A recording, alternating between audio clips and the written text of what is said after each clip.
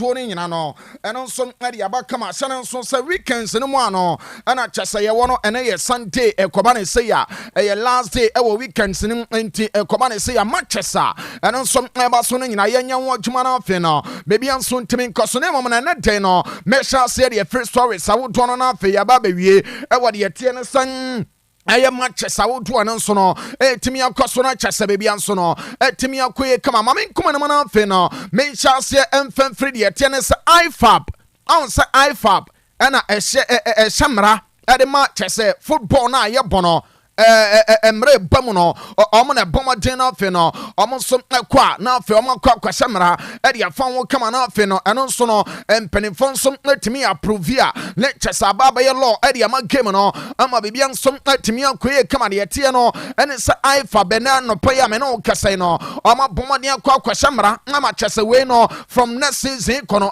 baba ye adwuma ama bibia nso atimi akoso ne nyina ene se omo se no goalkeepers awodo astart waste time our league na ye anase games ye bonomo na de tie ne se IFAB for no almost say omo kam obi aso atimi ate na ve me patcho football no no obi anso atimi ahun se de wo no ene se yankasa no let's say goalkeeper watch ball na wukura more than 8 seconds ye beje adia ye fe ne se corner kick edi ama opponent team no na fe ono so no wetimi abo edi etia wo kama enti we ne nyina de men se ka no ene se eye new rule a o ye wuram na season kona me ba cho aifa bon so no apomoten edi ba ye de ne nyina enso ba ba ye adwuma our football no mo ama bibia nso atimi akoso na koma ne se ya ma me wuram na wa Ballon d'Or no power rankings no na se wonum se Ballon d'Or no de etia se power ranking no aba be to dwa na player ne did more Salah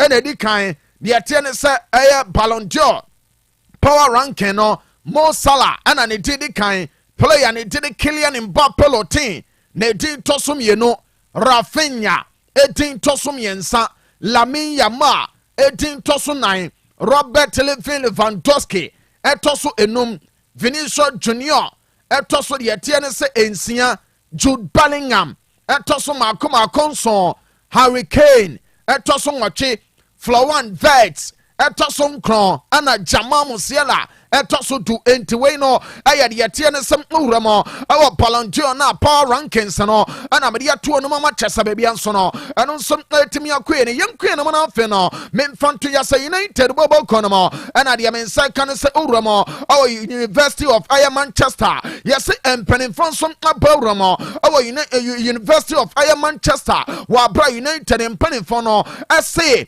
players awodo a me ba cho Manchester ba be sign no omni invest no kwakoye collabo na fe no me ba cho omatimi awusan yes players bono injury situations at say bi obi honomu o sign na boy na pano one we obo 1 month na we pra the whole season na fe no ati wani so say te enti Manchester bobo kono they been second na no pen no and some University of Manchester and some can bom na fe no some atimi aye wa bra new signings ye no me ba cho university ne be boa lectures amatimi predicting so injuries and some betimi akoso no afe no omonso atimi aye the right signings no ade ama side na ma bebia so no eno nso atimi akoso kama ye de sansam ne nyina eno nso be na no pa o so no so onim se Madrid bobo kono no owura ne din ade the Don Florentino Perez Rodriguez no a wo ye adwuma ade ama Madrid bobo kono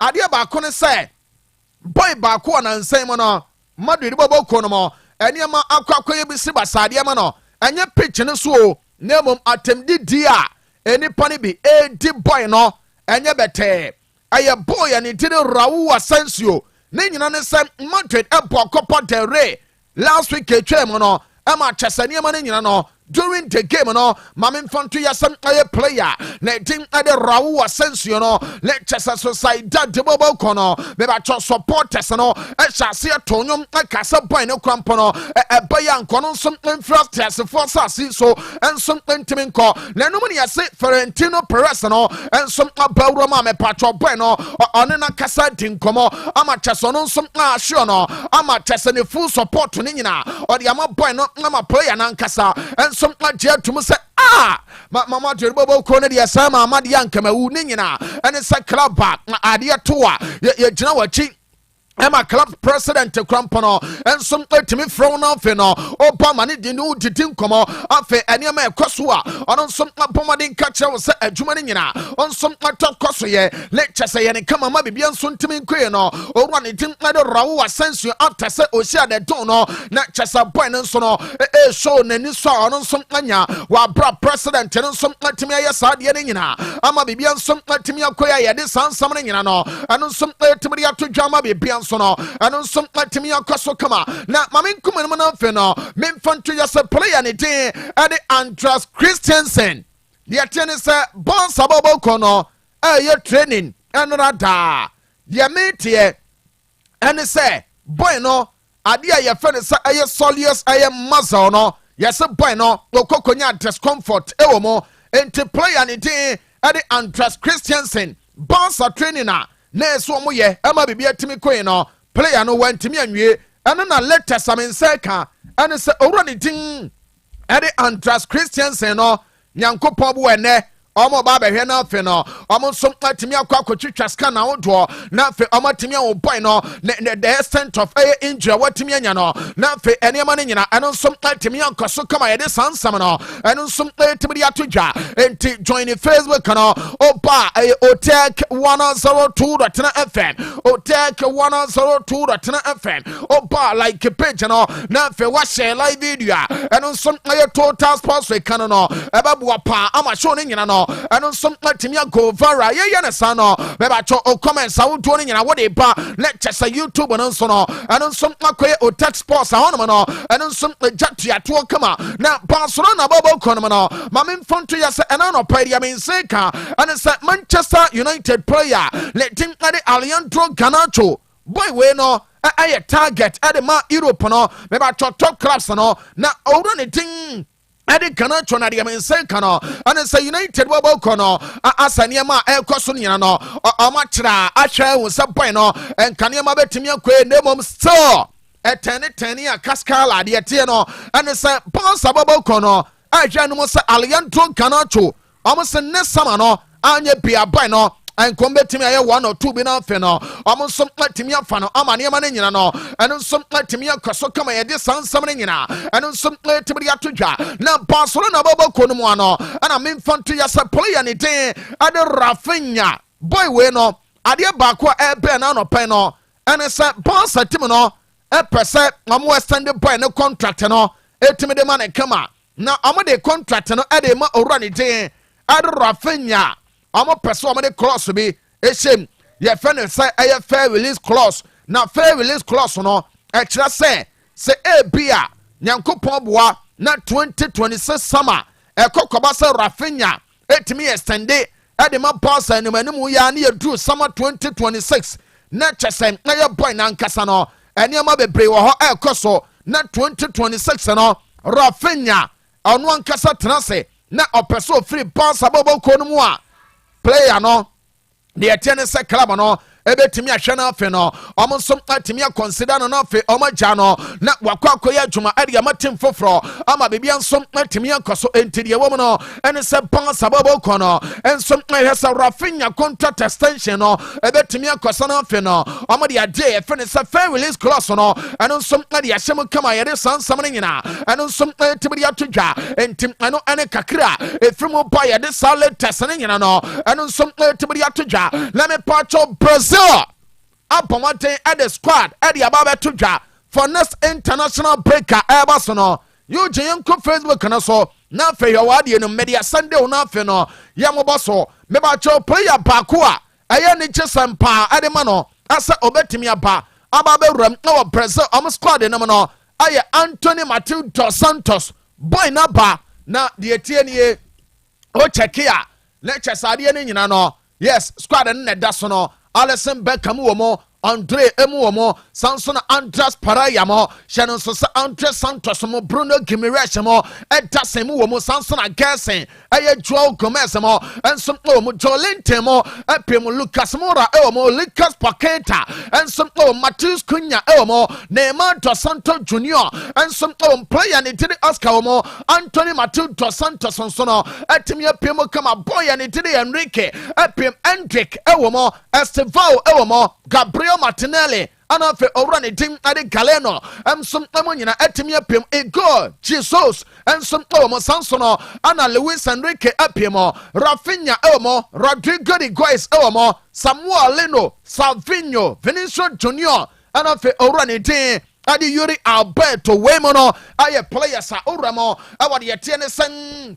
Aye Brazil amedi tuja ese games are amoba ball and yetia Colombia and aye 20th March and offense Argentina de no and aye 25th March win mono aye squad ame patrol yetia no and it's Brazil amodia panema no adia ba ko ya ni chisam no and it's Anthony after some of free United bobo kono epiem our side and it did Betis no let chesa boy ne sempa e ba ya juma adia ma Brazil amane ma nyina and some timi akoso ye de sansam ne nyina no and some timidi ba na stories ne doso pi ne mo no channel so ase to neka ba mesha if you diamond scientific ba and research clinic so ye and chesa amane to neka ne nyina no timidi ba and no pesa wo timi nka na wo de no sisitaya wo ya pa wakwa konya accident ma nka se no awoso anase emu pui se no eto no onya pains e wo bones no mu a e to neka ba mesha if you diamond scientific ba and research clinic so ye no and none of payment to ja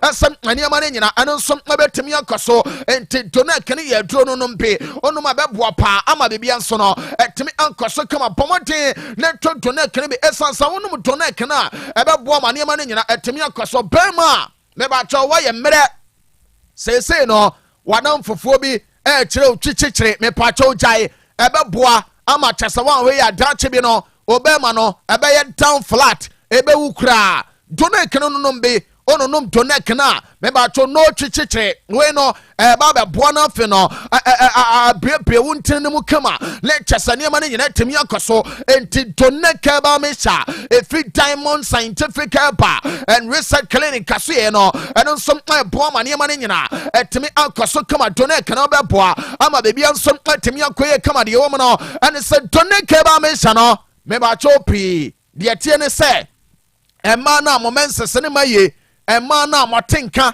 ekokra obi wo ho aware ne kunu emfie be edu ekodu num nie ade ye fene se feeling onti bi da nonum donek ne be onum donek na ebeboa wo pa ama chesane ema na nyina temi akoso wa bra donek ne boa no le chesa enema pina eno nso temi akoye enti donek no ebema ade a ne fene se we estrogen no etemi produce kama sanso no ana prolactin ne nyina ebeboa na fe no hormones no etemi balance ne kama enti opa ononum donek ne bia wo skin no ebeto so kama na fe no de bia wa gina wona so ekoba ne mpam dia me se atenka no eno nso ebetemi aba enti mesha no uram ewa baby a tonton robia na eye donek ba mesha eye DONEC donek na what the mesha no dia soso me ba cho mesha bia apart from donek ba mesha no eye fake ente ba maden nanum donek ba mesha ne be me se ononum a eba boa pa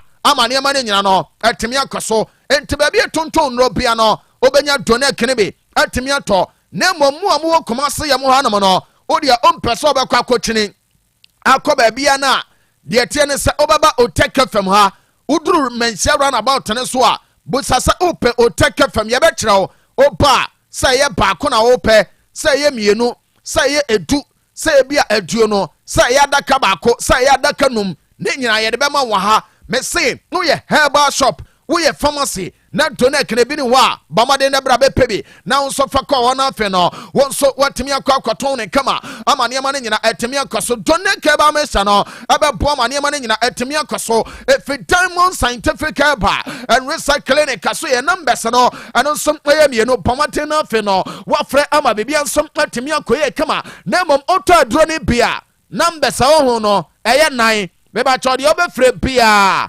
ebekɔ radio so de no a chese yede ma no ɛno ɛyɛ mienu ofrɛ ha na ha yɛ busy a na wafrɛ ha sɛdeɛ nyankopɔn kɔ a ɔmpɛ sɛ pressure bɛba ne so bebree nti ɛna oyi yesu de ne ma yɛ ɛyɛ 0246 727 677 0246 727 677 anaasɛ 0249 208 252 0249 208 252 ɛno ɛyɛ doneke ba mesha efi Diamond Scientific Bar and Research Clinic kɔmɔ so yɛ no ɛna nano pɛ mede to dwa ɛsɛ ɛnneɛma no nyina ɛno nso ɛbɛtumi akɔ so no afei no ɛnneɛma no nso atumi akɔ yɛ kama meba no afei mede deɛ teɛ ne sɛ ɛyɛ Manchester woto no ɛtumi de aba na mmom ɛna no pɛ deɛ meteɛ ɛne sɛ Mason Mount ɛyɛ player ɔbɔ ɛde ma United bɔbɔ no anɔpɛ deɛ me nse ka ɛne sɛ Mount no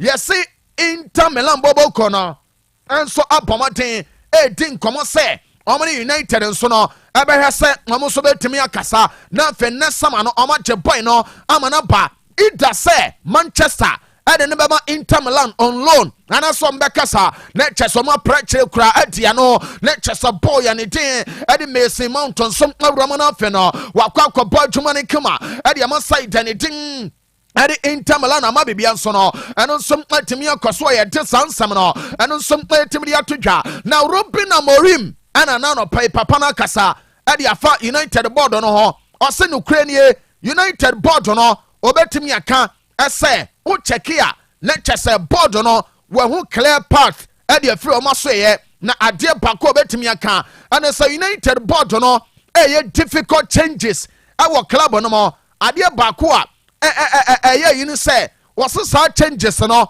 yɛ na woyɛ board a one ɛbɛma wɔyɛ unpopular ɛwɔ supporters ne bi ɛna nipa no a ɔmbɛyɛ affected no mu na mmom ɔmoyɛ affected no na kyɛ sɛ club no ma ɔbɔmɔden ɛde a rectify nneɛma a ɛno nso ɛbɛtumi akɔ so ɔsɛ wokyɛkeɛ na kyɛ sɛ saa deɛ wei nyina no ɛyɛ vision ɔmode aba ɔsɛ sɛ United board no ana afei mpanimfoɔ no nya biribia ɛyɛ clear ɔmo nim deɛ ɔmo yɛ enti wei no ɛnyɛ sɛ bi a obi ba bɛtena baabi na afei waba bɛka asɛm bi ɛde afa wɔn ɔsɛ asɛm bi anaasɛ decision bi pa na mpanimfoɔ teki a obi a ɔbɛyɛ affected no da bia no ɔbɛhu sɛ nneɛma pii na ɛno nso wɔ mu a yɛde nsɛm no ɛno nso tibiri aba Juve bɔbɔkɔ no ɛkɔnsida ɛsɛ tie gomota wɔyɛ coach ɛde ma club no ɔmbɛtumi agya ne kwan na mepatwɔ 2 managers ɛna ɔmo di aba deɛ wɔ mu no ɛne sɛ Gian Piero Gasperini ne din ɛda board no so Samson Antonio Conte ayɛ another candidate a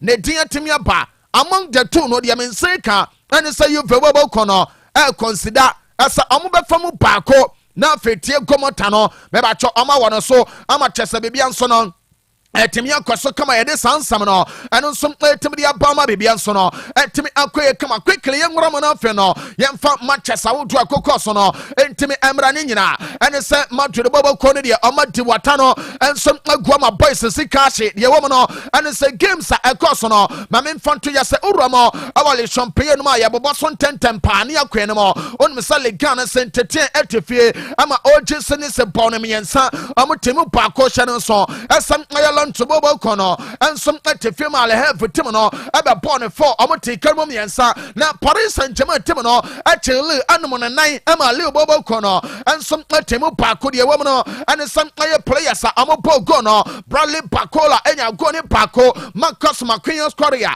ensom enya go ne be Osman Dembele ana fe Desire Due onsom enya go ne baako ama ne ma ne nyina ensom ekoso kama ene ma Paris Saint-Germain bobo kono ene de amene o kasai Manchester ene som eba so awale champagne no ma me mfanto yasan o check na den no let chesa de yete sa Leon Boboko no ebotu a amne saida let think at the start the breso game no and some toya Groupama stadium ama san game ni nyina no and some atemi akoso kama ye ka no me ba cho stadium Jane so no bomatin anso atwen saida let dey at the Tulu na fe game no and some abaso kama 4:15 na sa game no and some toya ye ka no let the yete se Osei Boboko no and some side and did stop bull game no and some 4:15 Sansono and a Montpellier Boboko no aba body tiara ne and some 4:15 Shannon so as Olympic to Marseille game no amo ba edi tia side ne te edi nonce game no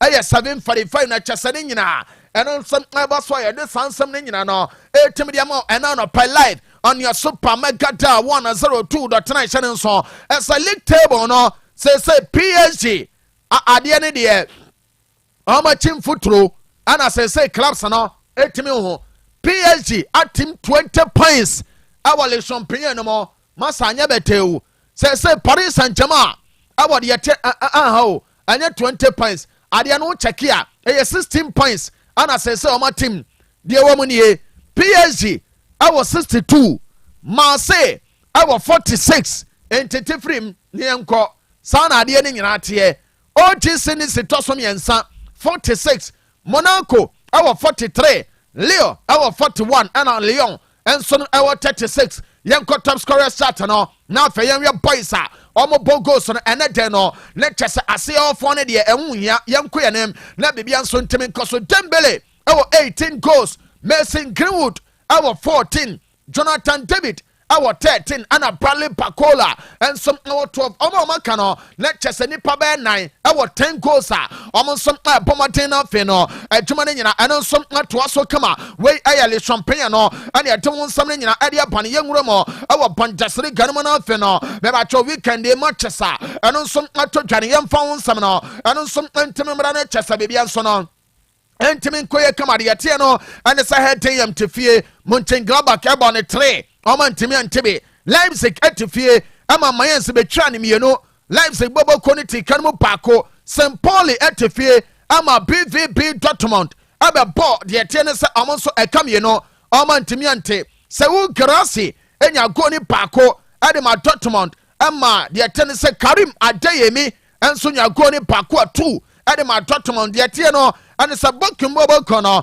ɛnso te fie Hoffenheim ɛbɛbɔ ne baako Werder Bremen ɛnso te fie ma Wolfsburg nso no ɛtwa ne mmienu a ɔmo nso timi ti kan mu baako na mepakyɛ ɛwɔ Dutch Bank Park no Leverkusen bɔbɔ no ɛkyerɛ biribi sɛ title race no ɛnyɛ over ɔmo kɔkye Frankfurt ɛbɔ ɔmo 4 ɛma Frankfurt bɔbɔ no ɛte mu baako deɛ tie nie ɔwura ne din ɛde ne tan Teller ɛbɔ go ne baako ɛba Leverkusen Noti Mukele ɛbɔ baako Patrick Schick ɛde baako sɔ so ɛna afei nso owura ne din ɛde Alex Garcia ɛnya 5 goal no ɛde ma Leverkusen ɛne den no ne kyɛ sɛ Bundesliga ne toa so deɛ wɔm ne sɛ Manchester ɛbɔ so no yɛ mmienu Union Berlin ɛbɔ deɛ tia Austin Kiel game no yɛ 2:30 ɛna afei Augsburg nso no ɛne Freiburg game no ɛyɛ 4:30 Mamili table no na afei yɛn ho deɛ ɛkɔ deɛ tɛ ne sɛ sɛsɛ no Bayern bɔbɔ kɔ no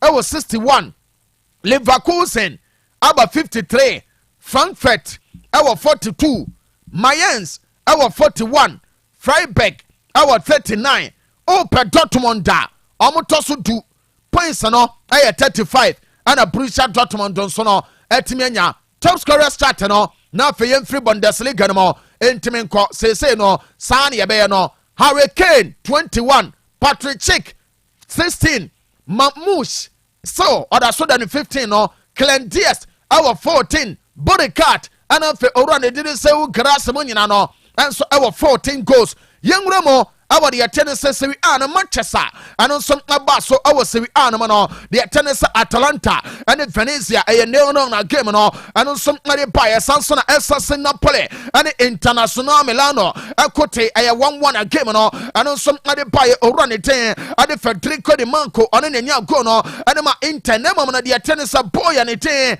ɛde Philip Bellin ɛnso teka no ɛde ma Saida ne den ɛde Napoli ma adwuma no nyina no ɛtumi ɛnkɔ so kama wodi ne bɔbɔ kɔ no ɛbɔ ka ne baako ɛma Palma ɛnso ɛntumi ɛnte ɛne dɛn Manchester no ɛno nso ɛtoa so ɛwɔ Serie A no mu hyɛ no nso ɛsɛm ɛwɔ U-Power Stadium no ne kyɛ sɛ AC Monza ɛbɔ ɛde atia Torino game no ɛyɛ anɔpa yɛ 11:30 na saa game no ɛno nso ɛto dwaeɛ ka no ne kyɛ sɛ Bologna bɔbɔ kɔ no ɛnso ɛwura mu no afei ɔmo ne Cagliari Calcio game no ɛno nso ɛba so ɛyɛ 2 PM na saa game no nyina ɛbɔ so kama ye kano me ba cho ganu abobo kono e hosti Empoli e game no enso eba so 2 sansono ana ewo Estadio Olimpico no mame mfanto ya se e soro mo abobo kono ane komo 1907 game no ene nso etodwa 5 PM sanso ewo San Siro no aye big game e AC Milan ɛne Lazio ɛyɛ 7:45 na game no ɛno nso ɛtɔ dwa bɛbɛkyɛ refa ɔbɛgyina mo ne kyɛ sɛ arbitra no ɛyɛ owura ne din ɛde Gianluca ɛyɛ Magnello ɔno nso ɛbɛgyina mo ama game no aba so deɛ tie ne sɛ ɔkyɛke a table no ne yɛnkoɛ no mu kama Inter ɛwɔ 58 Napoli ɛwɔ 57 Atalanta 55 Juve ɛwɔ 49 ɛna afei Lazio ɛnso ɛwɔ 47 Upe AC Milan a ɔmo tɔ so nwɔtwe ɔmo points no yɛ 41 yɛnkɔ Capo Cananieri no so ɛno ayɛ top scorer shot no deɛ ɛtɛ ne sɛ Italy no boys awodoɔ no ɛbɔ goals owura ne din Matteo Rategui ɛwɔ 21 Moiskin ɛwɔ 15 deɛ ɛtɛ ne sɛ Marcus Lilian Thuram ɛwɔ 13 Ademola Lookman ɛnso no ɛwɔ 12 ɛna afei Lautaro Martinez ɛne owura ne din ɛne Luka Ɔbɔdema Udine ɔmo nyinaa ɛwɔ 10 goals yɛnkuɛ no mu no afei no yɛnwuram ɛwɔ La Liga no mu na La Liga no yɛba nka yɛbɛwie a anaasɛ yɛbɛnya yɛyɛ mu bi no na nka yɛwie yɛabobɔ score lines no so na nka atwam sɛ hwim ɛsɛ sɛdeɛ asɔrefoɔ bi sa no na mmom no deɛ wɔ mu nie La Liga no Girona ɛhyɛ mmienu Celta Vigo atete ka no nyinaa Rayo Vallecano ɛne Sevilla ɛyɛ 1-1 Real Betis ɛkye Real Madrid ɛbɔ ne mmienu ɛma Madrid ɛtumi te ka no mu baako na deɛ tie nie owura ne din ade Johnny Cardoso ɛnya go ne de ma Betis ɛma kyɛsɛ player ne din ade Isco Roman Alacon Suarez ɛnso ɛde penalty ɛnya second goal no ɛde ma Betis samra 2 goals wei ba ne nyinaa na on the 10th minute player ne din Brahim Diaz anya first goal ɛde ma Real Madrid pray a ɛkyerɛ din 2-1 defeat ana the White Angels ɛnyaeɛ Atletico Madrid ɛkye Athletic Bilbao ɛpɔm ka no baako ɛma deɛ teɛ no ɛne sɛ Bilbao bɔbɔkɔ no ɛntimi ante Julian Alvarez ɛna mepatwo nya go no ɛde ma Atletico Madrid bɔbɔkɔ no ɛne deɛ me ne nkasɛ no deɛ teɛ ne sɛ La Liga ne toa so Cid Leganes ɛbɔ ɛdeɛ teɛ ɛtɛ fɛ game no ɛyɛ 1 Pansa bɔbɔkɔ no ɛnso ɛne Sociedad team no ɛde dream game no ɛyɛ 3:15 na ne nyinaa ɛno nso ɛba so yɛka no Lecce Mallorca bɔbɔkɔ no ɛgyina ma pɔ ɛde ɛtɛ Deportivo Alaves game no ɛno nso ɛyɛ 5 mame mfa nto dwa ɛsɛ Osasuna ɛnso ɛne Valencia team no ɛno nso ɛyɛ 8 p.m. na san game no ɛno nso ɛtɔ dwa yɛ team nsɛm awoto no ɛno nso ɛtumi de ato dwa enti join the Facebook no ɛna afei deɛ ɛteɛ ne sɛ ɛyɛ YouTube ne nyinaa YouTube no ɛyɛ Otec Sports oba na wa subscribe o subscribe a na afei wa pɔmɔden ahyɛ yɛ link ne deɛ Google groups awodoɔ ɛna afei WhatsApp no mepatwo status no ɛbɛboa paa ama deɛ ɛkyɛ ne sɛ show no ɛyɛ Total Sports ne nyinaa ɛtumi go viral yɛyɛ ne saa no na kyɛ sɛ o comments awodoɔ no mepatwo wo de ba ne bɛwirite ama bibia nso atumi akɔ so Facebook no ɛyɛ Otec 102.9FM deɛ wɔ mu no ɛne sɛ La Liga no sɛdeɛ maka no mepatwo table no Atletico Madrid di kan ɔmo 56 Atletico Madrid ɛwɔ 56 saa na teɛ Facebook no yes enti bɔmɔden na nneɛma no nyina no ɛno ntimi nkɔ so Facebook no ɛyɛ Otec 102.9FM YouTube no ɛyɛ Otec Sports deɛ wɔ mu ne sɛdeɛ na meka no La Liga table no deɛ wɔ mu ne sɛ Atletico Madrid ɛwɔ 56 Barca ɛwɔ game ne ɛbɔ ɔmo tɔ so mmienu ɔmo 54 Madrid da paafoɔ no a mate adeɛm ɛbɛyɛ sɛ 4 points asɛ 5 points mame abɛteteɛ sam hɔ Madrid ɛwɔ 54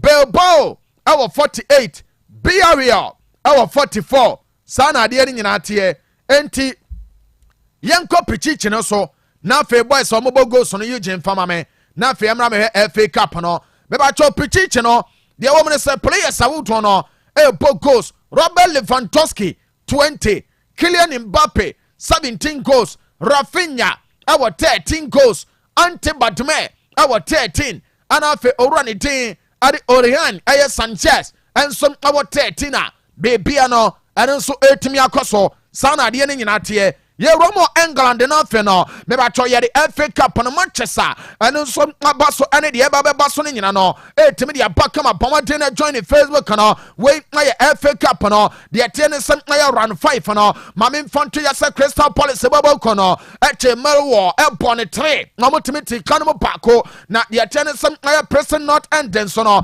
eche Burnley baba ko no egu ne 3 na mo so antimi antebe onim se Bournemouth baba ko no ane Wolves team no enkote eye 1-1 a game no ewie no na chesa penalty shootout no the attendance Bournemouth for Wobble Corner and some other qualify 5-4 and no mutimi wini ye ama bibia so no etimi ekoye na me Pacho City Wobble Corner and Plymouth Airport game na yenti no na chesa Manchester City about 3 goals ama Plymouth atimi bako the attendance say owro ne tin Nico O'Reilly enya 2 goals at the Man City ama Master Red Kevin De Bruyne at the bako so at the Man City bubble corner into final score no City 3 Plymouth and so etimi Kanu bako and they amene ka say 2 games and eba so ewo FA Cup no mo die wo munye Newcastle United ewo St James's Park omo at the tia Brighton and Hove Albion game no said Yamaka no o check here 145 and a Anthony Taylor kwa jinamo a center referee e the game no na fe eniama ne nyina no etimi akoso Old Trafford no Manchester United and a chasomo so po e the tia Fulham bobo kono ama adwuma ne nyina eno nso atimi akoso ade tia no and say game no 4:30 na o check here ma men confirm asem owura ne tin and it's what Atwa and some maybe German open no maybe a game no wahwe so a center referee ama bibia so no etimi ankoso kama de woman no and say etodwa e Old Trafford ama bibia so no and some etimi ankoso ye de sansam ne nyina and some etimi de abra na no pay live on your super megada 102.9 FM so the woman said don't care about me cha said the maka no pebe nom oba bema ebe boa ama ne mani nyina etimi ankoso and men money there we no ya they come money there go from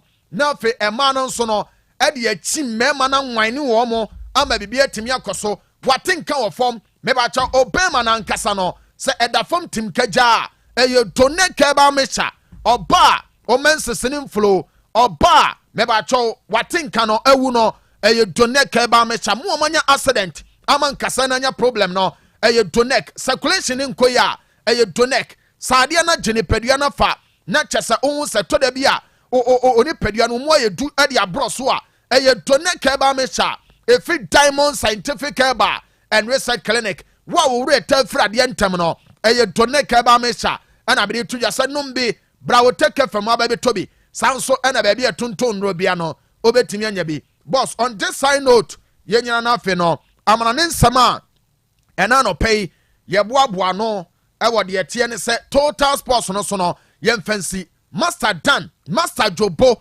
generator expert and afi Bra Kofi and director mo abi mu nyina na no pay no omu tie ye kama sanso no ana honorable yes honorable wanko wo men can say UGC yes honorable me refi honorable din adan me kayo honorable yenchia no yes yenchia ne pa yenchia honorable ena omo mutie ni nyina wanko yenchia omo ejasafo yes ejasafo Brema UGC or assembly member wo ho yenchia honorable pa yes or heavy boss amana nsem ni nyina yemfancy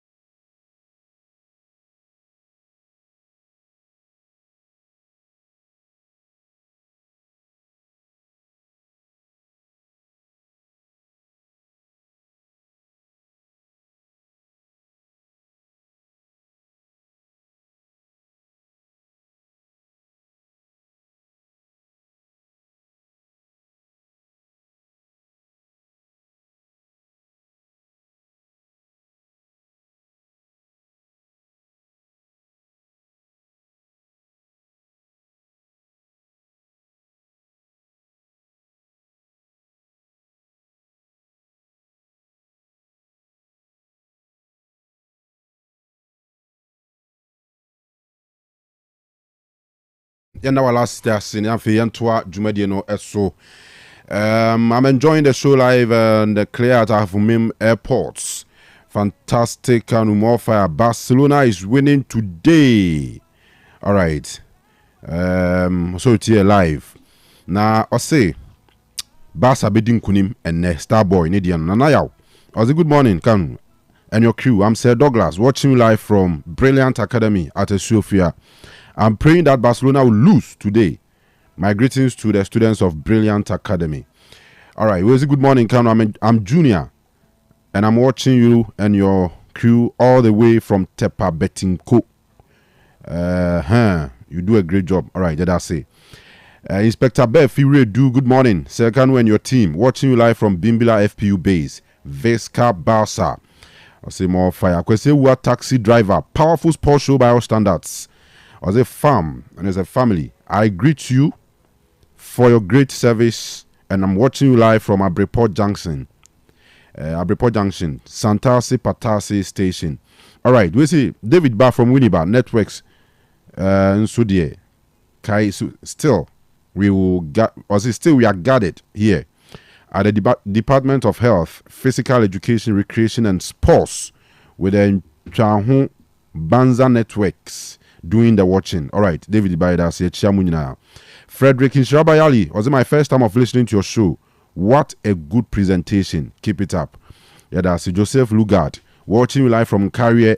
My name is Obiba. All right, we say I'm Anaconda, watching you live from Sampa in the German North should be a German North Entiminia region, but a bit district, district. Also Chor region of Ghana. Also Otec Sports, Papa, more fire. Greetings to my dear wife, Nana Dorothy.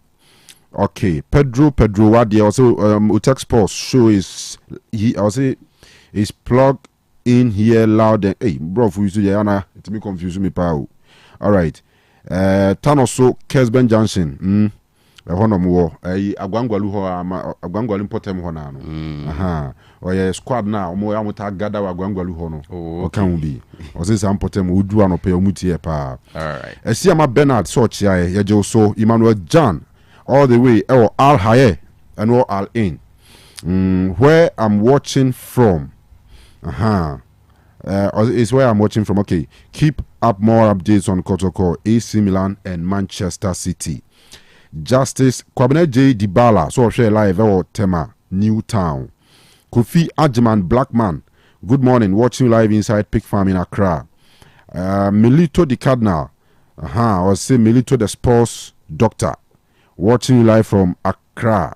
Sefi All Stars will win Rospark FC today. Greetings to my sister, Madam Patience, inside Sefi also, and all my friends. Okay, Claudio Pizarro, so as well as to keep the fire burning. I'm Pizarro from Janko City. That's a Janko bar, I don't know. Bafwewa Clement from Atrima Hidim. What was Mr. Wallace seeking to achieve by making the sort of statement he made on radio? A glorious birthday to Obo Akins. All right, Elijah Obeng. Good morning. I'm watching live from Obuasi Jimiso. And Ali Muhammad. Good morning. I'm watching live from Adansi song. All right, FDA. Nidia no. Yeah, that's it. Messages among for the bar or your Facebook live stream na sini bin on way cheba for say hello Kanu. You are live on air in Harrogate, Jennyfield, UK. All right, so that's a Harrogate no.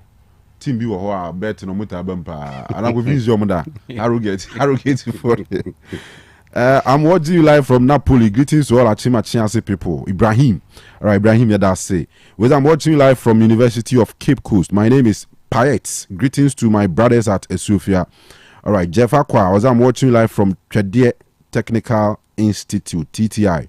Although Tech Sports, more fire. Liverpool would beat Paris Saint-Germain. All right, Frimpong Martin, Vesca Barca. All right, Adum Mensa. More fire on more update on Chelsea. On the fire emojis, baby. So.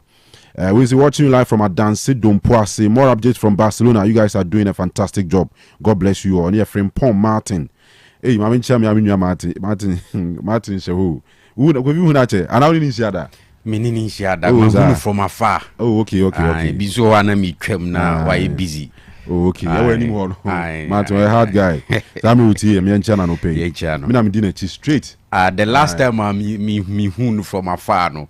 Kameya stop you. Now guys, Na mka say yewa. Until later na madwin ba say okay. Where did you come up pay? Musepa. My name is Ember Power. Watching you live from Adankwame, Chelsea. Adankwame, Chelsea, off Barikesi Road. Please update on Super Zonals. Anna Frank Amankwa, or say good morning, Kanu. I'm watching you live inside Northern Region. Tinga Kui. Okay. Wow. Northern Region for a chamunina nano pay. Yeah, near that Brunia say. Brunia da romantina mo share on Facebook. They say Northern Regional, Volta Regional, Eastern Regional. They don't hear a bundle kakra. Osei Otec 102.9 on Facebook. Abenya ya share. And Otec Sports YouTube. Sorry, abenya ya share. Enti Nina Kama. Esiama Bernard so chiaye. All right, Frederick in Shabayali. My first time of okay, sending message from Canada. A few of them na fee. Mima Kofi Kwana fe Yenshem Komotwe na say. Or say good morning to you all. I really like Otec Sports, Papa. Say Eddie Richmond is my name. I'm watching you live from Ethiopia. So my greetings to all Nyame Betre teachers. All right, say that Sibebre yeso ya pa. Apia Angel Iceberg Clinton. Or say Kanu indeed the best. I love you so much from GT Bank. Adum. Okay. Oh. Hey, yeah, listen about Kopao. I mean, I share bank almost banking order. Oh, okay. And he was the first to introduce himself. So he didn't come on. And we cry or yeah, a fan of journalism near there, but banking name man quite I'm catching the Sundays club you or go with my twafana or best right come. There are people like that. Yeah, a lot of them. Strong passion for this job. Yeah. But I'm say we been a team which almost I'm say I'm quite no anyway, Ransford Hardy watching the show loud at I'll say greetings to says Candy, feeling disappointed with Atalanta, Rangers, PSV, Madrid, and 96 others. All right, Lukman is watching live from Kunsu Kramukrum. We also good morning, Kanu. I'm listening and watching you live from Asafu Market. Today we win by 3-0. Bossman. Hey, Bossman. Yes, Mudru Asafu Market to our boys na yempabwa on the Filaku ships money squad bebre. Omunyina so mutiano paint. Chia munyina mpabwa form war. So afun kwanta dwom also. Omuso heavy pa Papa Zion aha. Oh, enka udru Central Market pabwa phone le mu ni ade obedru omu tie sa ayi ofa ke mu ne squad no. He say ho asisa. Omunyina ya all right, no do not pepe. Gobi. The come a list of interests our stories our last day go on. Now me obviously the fifth round of the FA Cup. Okay, you won. Anya crowd United ni city in Como. Okay. And everything the John teams will be anti me more moon from the on me Liverpool in my. That chance you more from that. Anna. Why need Chelsea for FA Cup? I have to check. Okay. Brighton. Brighton. And I say City the new kwase musrom because last season the City na mo share omo. Our final no. Last 2 seasons almost share final. And last season yes more final. Look means say wait ma ko either way. But 100% ka big guys ni na film na ken ni don for no kwa. The Plymouth mo ne hwa mo. You. But no City do mo 2 year. Omo fairy tale over. Until be FA Cup. Me fa France kakra, Germany kakra bi na fe. Use Spain is why very very interesting. Oh, I'm interested. Me say okwa na ka say man. And the Barca for no say osuro koda. We say be di star. Say Yesu say twitwa bre ni ade na wo fa so ade ntuma se from na Yesu na nte so ni ade. Ti sa na the Barca supporters ni young players no. Say ne osuro koda. Emma FC Barcelona. Well, Atletico 56, Barcelona 54. Omo tosu mienu even with a game in hand omo edda Madrid so 54. Athletic Club for the omo 48 points. And Atletico Madrid 56, Barcelona 54, and Real Madrid 54. But only Barcelona and I feel no be bonny game. Yeah. But then against another tough side, Real Sociedad. Mempa ne senka basa en jonkula izo mo that has the anyone Europa League kabasa bubu on lusu screws ne mo adi ni nyina wo mutim ne mu mai think at has the issue of nanka fala eno so ya na the other side ni say omunya sa huge defeat ni sa na the next game no ya no mpese omuye bibi e de sorry not necessarily a huge defeat that was a match be one more omunye nya knocks bi ni ade o betumi a win all right there but the energy we here to win no e bia we here times 2 times 3 times 4 of usual energy and me say e match anka basa for be microphone mu nsuenu ya wadana still a mo recover anyway wakade ama me chasiem free way ma chasiem free yamkwe enti thank you na to say the wedi kan bobo so no I think say clearly one of the leagues is a competition in Wasro has to do with the Spanish La Liga na me enyame nwanwa because season ne be starting na science ne clear say Barcelona even though amanfo need confidence as at that time people didn't have the belief say with the sort of material say what Barca challenges Hansi Flick beat me abeye bibi ama Barcelona are competitive but every single season the La Liga competition no we there are two teams are obe single out so obe compete for the title Real Madrid and Barcelona but on top of it Atletico Madrid because you could see so clearly Diego Simeone so tried to build a good side and be competitive this season unlike Nansen Hawa or Maye when we are talking about the Spanish La Liga. And it was expected say Afinuma be tight. Madrid will also push say on be defended the title. And it's a huge projected league table now. You will see say 26 games. Ena to say the obu boss no. Ama team your friend Atletico Madrid. It was 56 points. Real Madrid and so 54. Barcelona with a game to play no and so 54. It is a Barcelona shepe ombe jampe about 57. Ebe mo maye a point ahead of Atletico Madrid. On say before annual games na Atletico and Real Madrid ebe bono. Na Barca they were on top. But now a goal difference. Say they have the opportunity say any match or mubebo against Real Sociedad no or mo mani nye goal difference beam but ebeye points enti osoro koda no mo kano nan say wo mada ho kakra but you see two things involved in this particular game Barcelona ebo against Real Sociedad no apart from the fact say Barca be peso benya the 3 maximum points e dia be a point ahead of Atletico Madrid. Normally the league table no by a point no. There is one thing that is also at stake, Kanu. Something happened on the 10th of November 2024. Real Sociedad a boy against FC Barcelona. That was game at Barcelona travel here to Sociedad venue. And before that game, the prediction went straight in favor of FC Barcelona. It doesn't matter previously the na koso e venue as at that time seneye form nkuadia the prediction it was just in favor of Barcelona but surprisingly you read that game no na Barcelona lose by a goal to nil enti say o check games at Barcelona lose this season Oma lose 5 games in the La Liga this season. One of those defeats the omu tasty in the hands of Real Sociedad. And 2 things now make us say involved in this particular fixture and say Barca be pese ombe revenge. Ombe write the story happened in the first leg. That was on the 10th of November 2024. That defeat it was painful and a hete Barcelona for pa.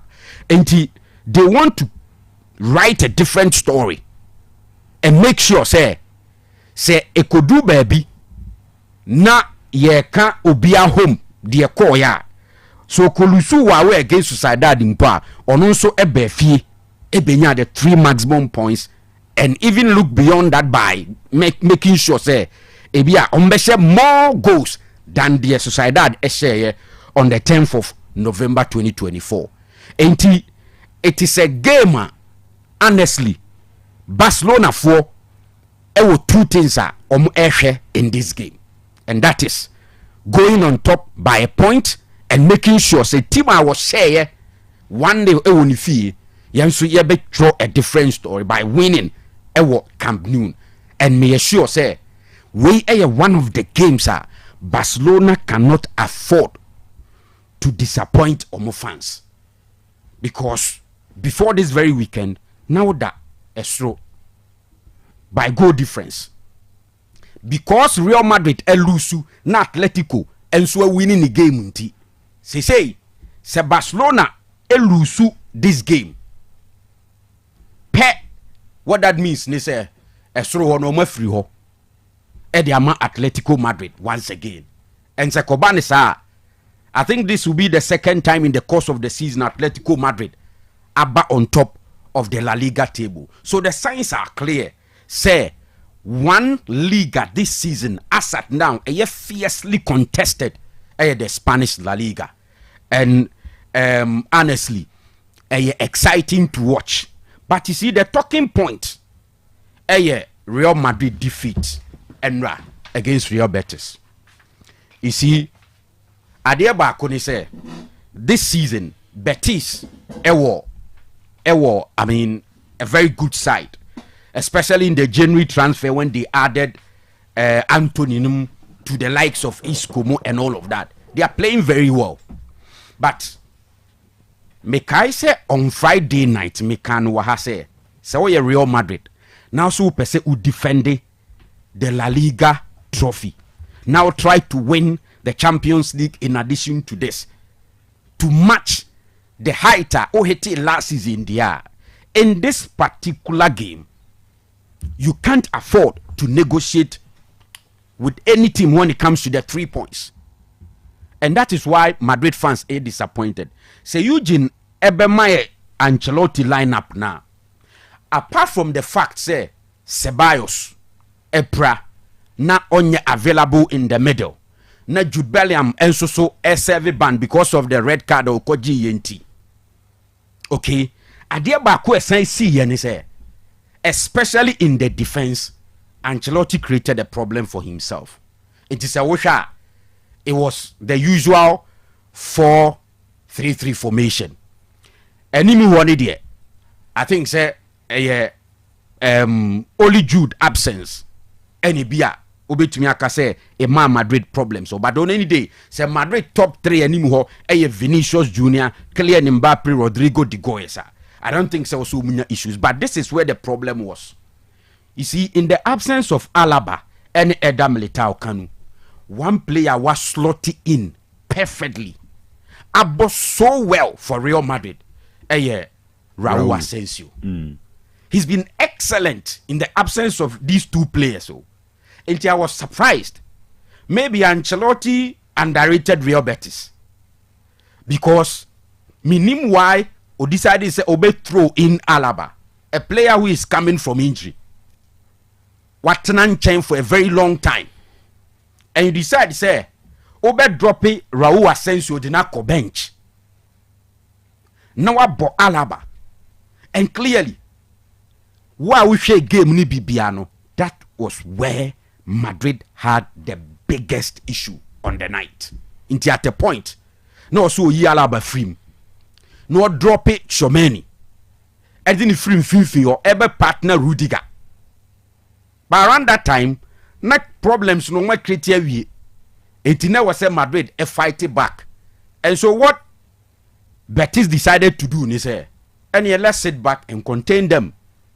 And for me assure say Ancelotti tenacity carefully now or review this game or be admit to say sad time way, sad crucial stage way.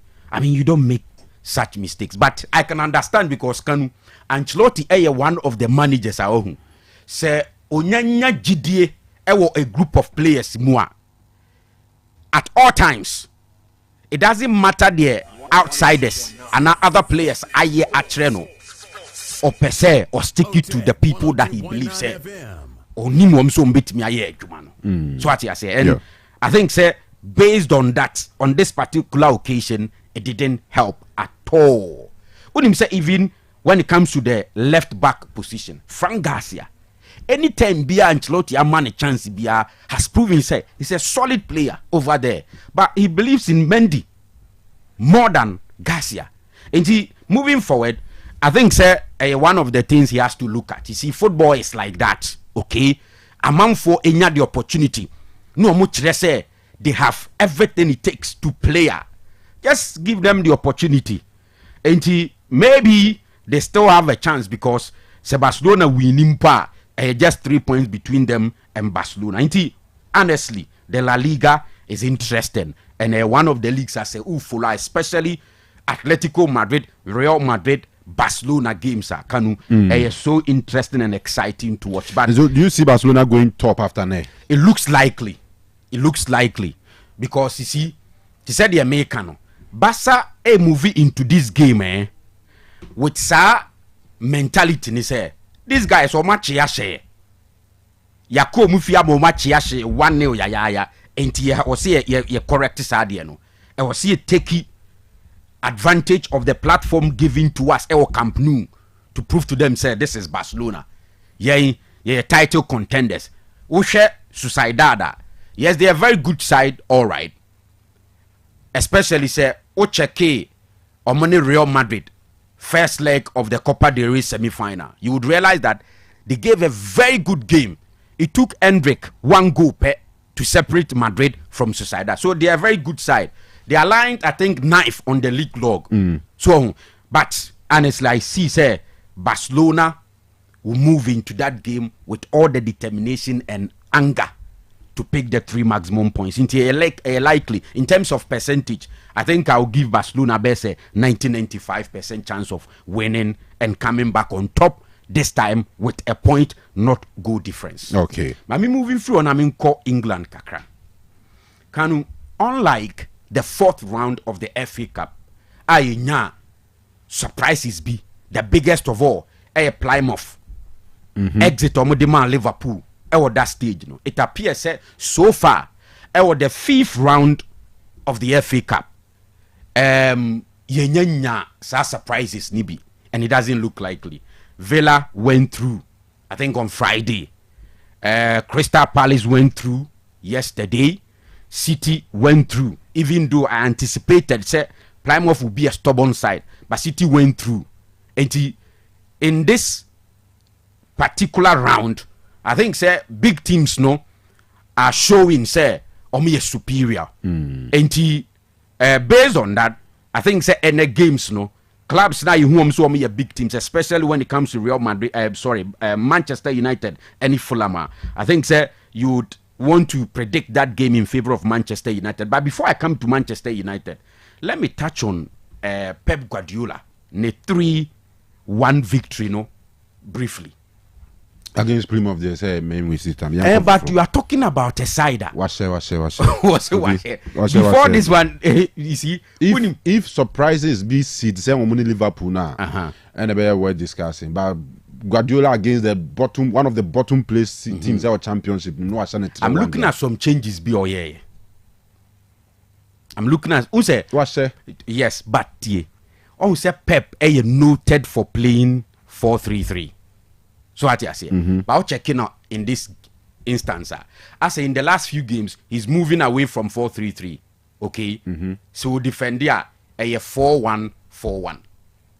So in this one, the only player in front of the back 4 when they are defending, Gundogan, Enna, Phil Foden leading the attack, and it looks like Pep is changing Ninsano kakra. So the reason why I said Nansay, Yen Shedden who say Pep dominant when it comes to ball possession. Okay, and I think said that is something that Pep is doing or changing Ninsano, but ain't sure yet.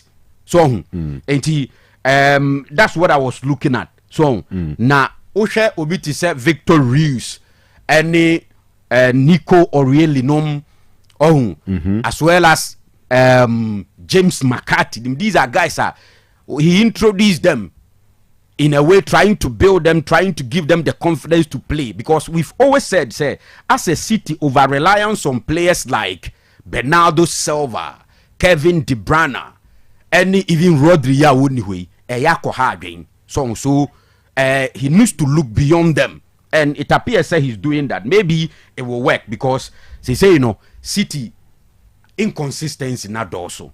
They will lose in the Champions League against Real Madrid.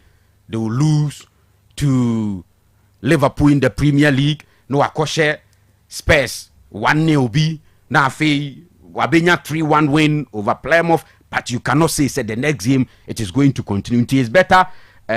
He will look at those things and work on it very well. All right. There be aya na meka Manchester United asemo Kanu. Aya na meka asemba akuse at this particular point in time.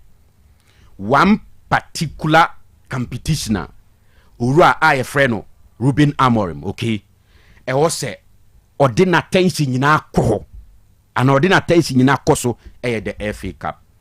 The reason is United the defending champions, okay, and as we speak, that is the only realistic trophy a Manchester United beat me winning in this very season, okay. And for me, manager wabefa team akwantimfi na all struggle to put your feet down when it comes to your tactics and information, because players are struggling to get used to the way you want to play. Adia ba kwa obetimi dia calm it down among for tempest any situation at Manchester United. They say you be we season, now the anya hwe kra no wo the FA Cup trophy bi akomo trophy room ho no ebe mo mbu afu a I mean, ye worried near Dignano as one be calm me down kakra. It's the same thing Uri Freno Ten Hag last season. And I believe I was set or share this game in that regard. But you see, Kanu, United is facing Fulham side. Last season we Manchester United any Fulham about twice in the Premier League. The first one was the beginning of the season. Mekaipa said that particular day, na me no ewo takwa. And it was just a goal from Joshua Zexi at Old Trafford. That was the opening day. Yeah. And a United share Fulham by a goal to 16th August 2024. Then, on the 26th of January 2025, the reverse fixture, our Craven Cottage. Again, United share Fulham by a goal to 0. And say we investor. Now, who share this game, okay? Now per se oko option be a saver maybe under 4.5, because we share games about twice na clearly as a goals in them PM.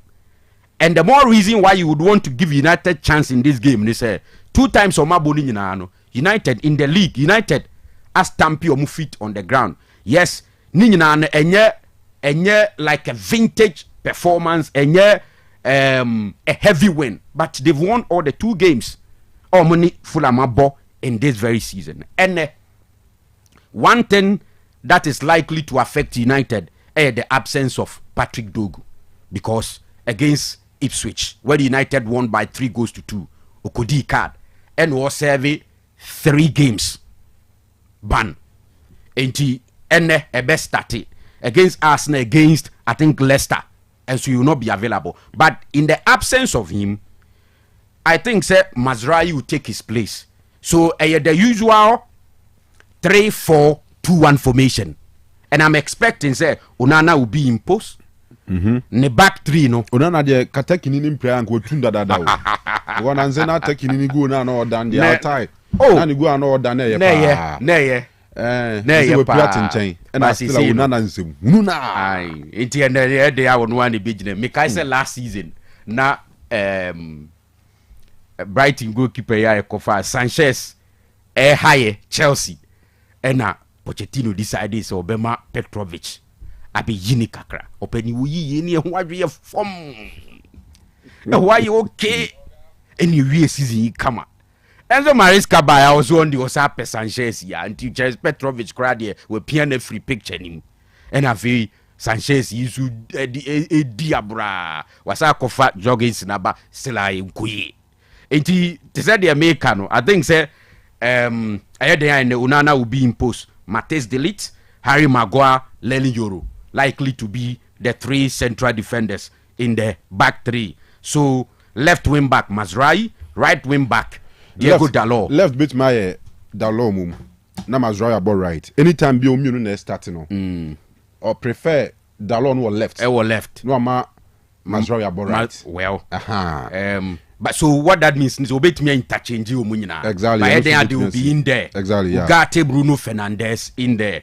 So you see Joshua Zexi, Alejandro Garnacho, and then Rasmus Højlund leading the attack. I think say with this lineup, Kanu are good enough to take Manchester United through to the next stage of the FA Cup. I am expecting that kind of a new brand in this game because it is the only trophy to fight for in this season. Europa League I don't think say Europa League no. United beat Miyaji. But we are fighting for it. Me can say realistically. No, I'm anti-realistically. Okay. Realistically, as a United fan, who Europa League no ne FA Cup no. Okay, in fact, that's fine. Your performance for Europa League is different from all the competitions. And yeah, bad. You lose game. The only club in Europe who lose game European competition. Even though draw no doors on the idea, but I mean we win. Yeah, we need to be so. Do the Europa and back home. Europa and account. Maybe I see FA Cup. FA Cup is City. I bet show. Sir. It's a final. Okay. I bet show. You training new. But the new final ne dia. And you say Oma from Wedi. Ti Mategovi. Where you? Okay. So time as the anchor may end it, but.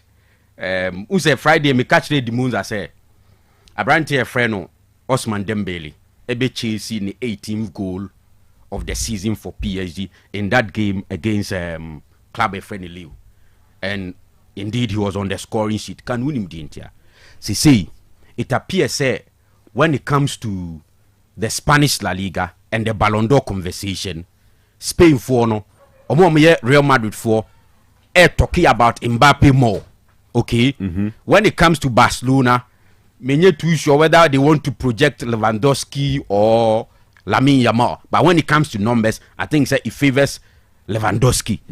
In the Premier League, it is Mohamed Salah representing the Premier League. So, French Ligue 1, the only figure representing the league when it comes to the Ballon d'Or conversation is Osman Dembele. And it appears in the form number back. Okay, and see, I will 18 goals in the league. Plus 6 goals in the Champions League. For me, I think so. Obomodia ekipise opushisa with the same performance. Kanu, maybe the French league may not be the right platform to push to get the Ballon d'Or award, but he will make a very strong case for himself in there. And one player may be happy for him, Dembele. Okay, ne career no how I expect it say bekono. I'm fat. Maybe this is the time to reorganize himself and to make a different statement. Okay. All right. Mategovi, me that say. United for no busa Onana say Onana, who are you? Who you be? Who are you? Who are you? Onana, who are you? He's the number 1 goalkeeper for Manchester United. So who are you? Who you be? So now I want to ask you now, what do we need more now? Now goalkeeper being a striker. Goalkeeper. Because now we need goalkeeper more. We need goalkeeper. See, I don't know when I'm going to Cameroon. I'm not afraid of them. Yeah. We don't have a goalkeeper. The argument is not whether he's our worst goalkeeper in the Premier League era for so far. And it's yes. Who you want to put on for your head? Schmeichel, Van der Sar, David Igo. That's harsh, bro. Tell me how it's harsh. If the statistics, Abi, they get 12 years, 17 error leading to go.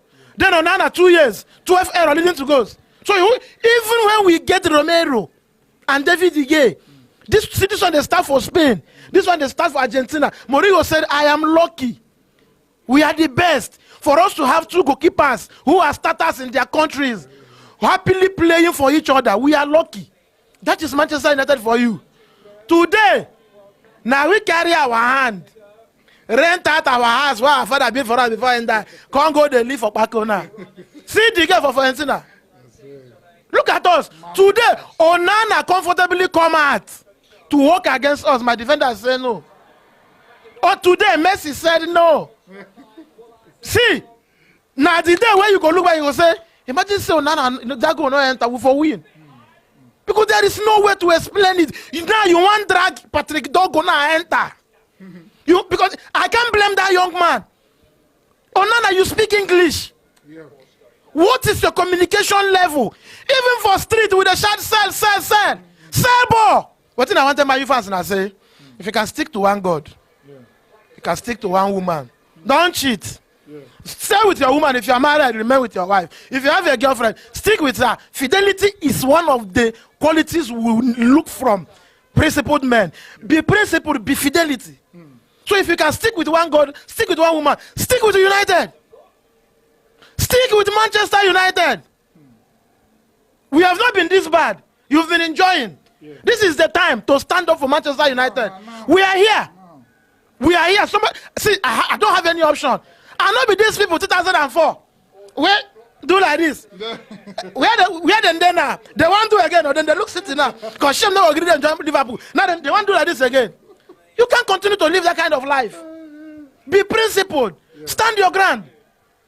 The problem with Man U, I say, this is not the best time to bring in such players. And this is the same thing Varane was complaining. Structure. Yeah. We don't have structure. If you look at Madrid team, Benzema, Gareth Bale, Ronaldo, they are all gone. Today we are seeing Rodrigo, Mbappe, Vinicius, a new era. Yeah. Imagine Asensio now learning under Rudiger. Rudiger is still there. You get? Federico Valverde did them. Tchouameni them day. Luka Modric is mentoring them. So before you leave, you have somebody as an understudy. This team will always keep their winning machine on. Now what's the way they worry Pep now? Some people are going down and there is no adequate replacement for them. So when you buy young players like this, I keep saying it, forget say things fall apart. Just imagine Manchester United 2005, 2006 now. If I be more of a don't care so, men don't collect that red card, camera can't flash my coach. If you 40 years old guy, now batting this guy do not command you. See, the fact now say we have not been playing good football and we are not standing in front of goal. We can't be standing in front of goal because it's simple. It's simple, we don't have wood. Coming out from the forest, we don't have wood. But it's better. It's better. Instead of to have Timber and Saliba and lose Jesus. And Thomas like us, we are aware that there can never be a party. You know why? There is a certain slot on the street who enjoys the party on a Salah night. Simple. So don't expect beautiful football from us. Let's grind our 40 points. One beautiful thing with this league, and I say, immediately that 8 game ends, everybody now the top league next season. Chelsea. On Paris Pesa, I can enjoy up to. Right. I'm going about 10:32.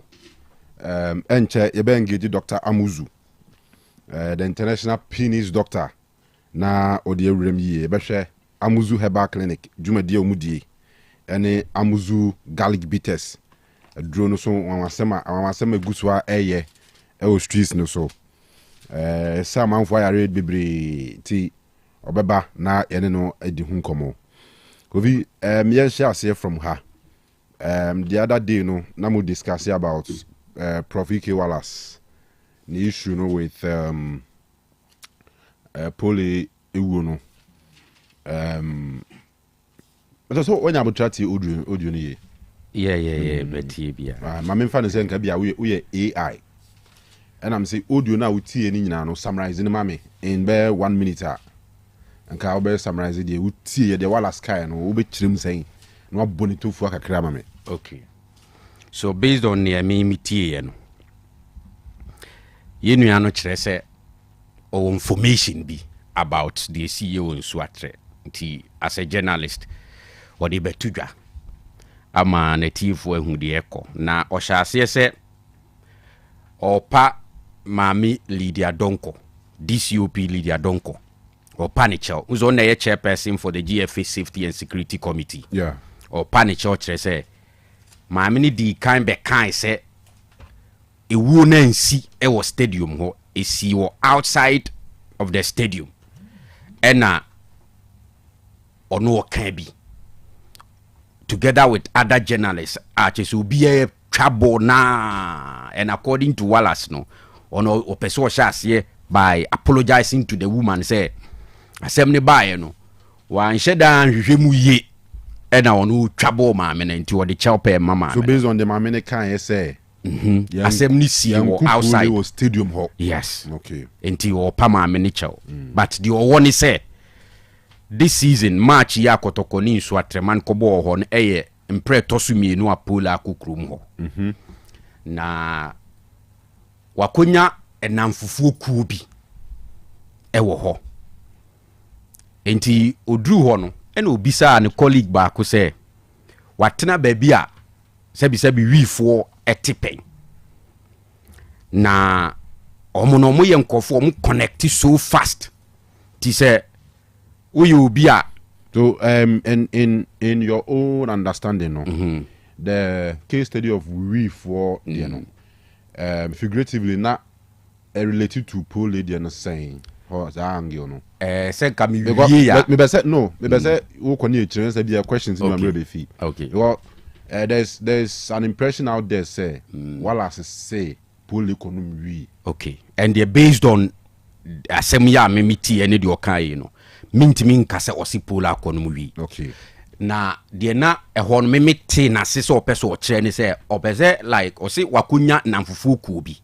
So it's like a group of people are share something in common.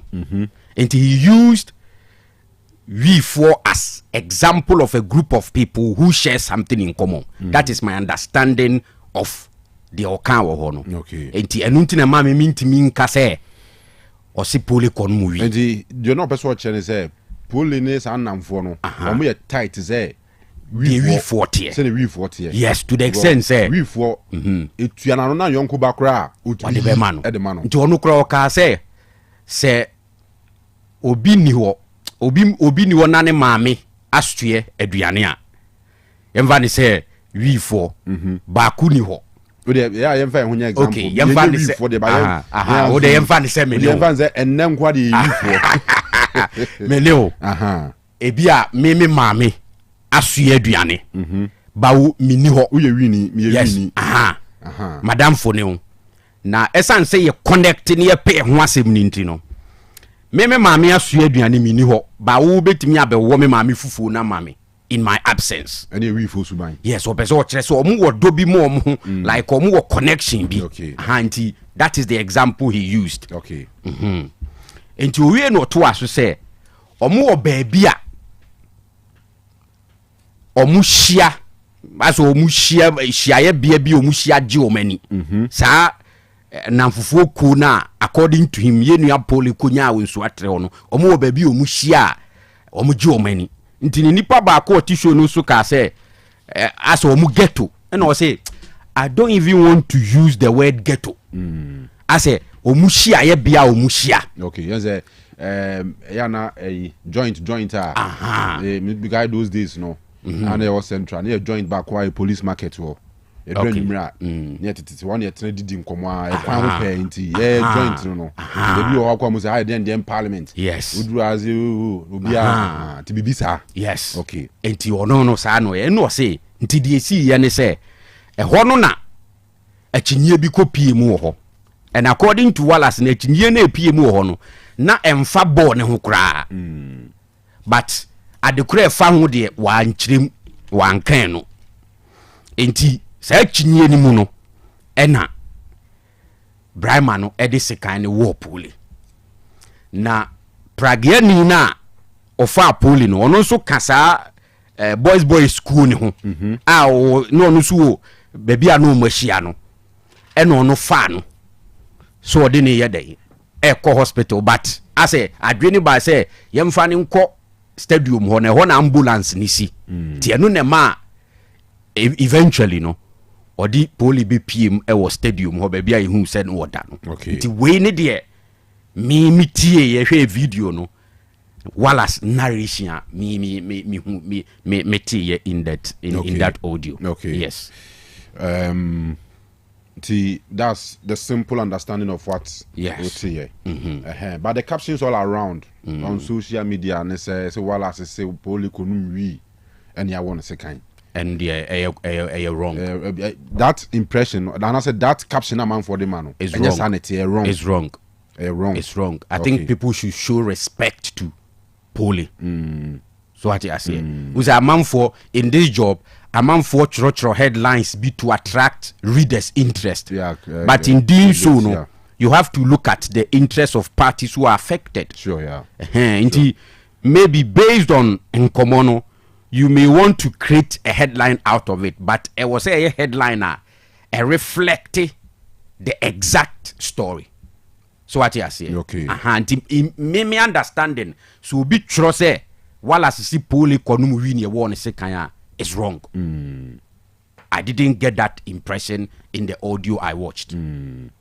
Okay.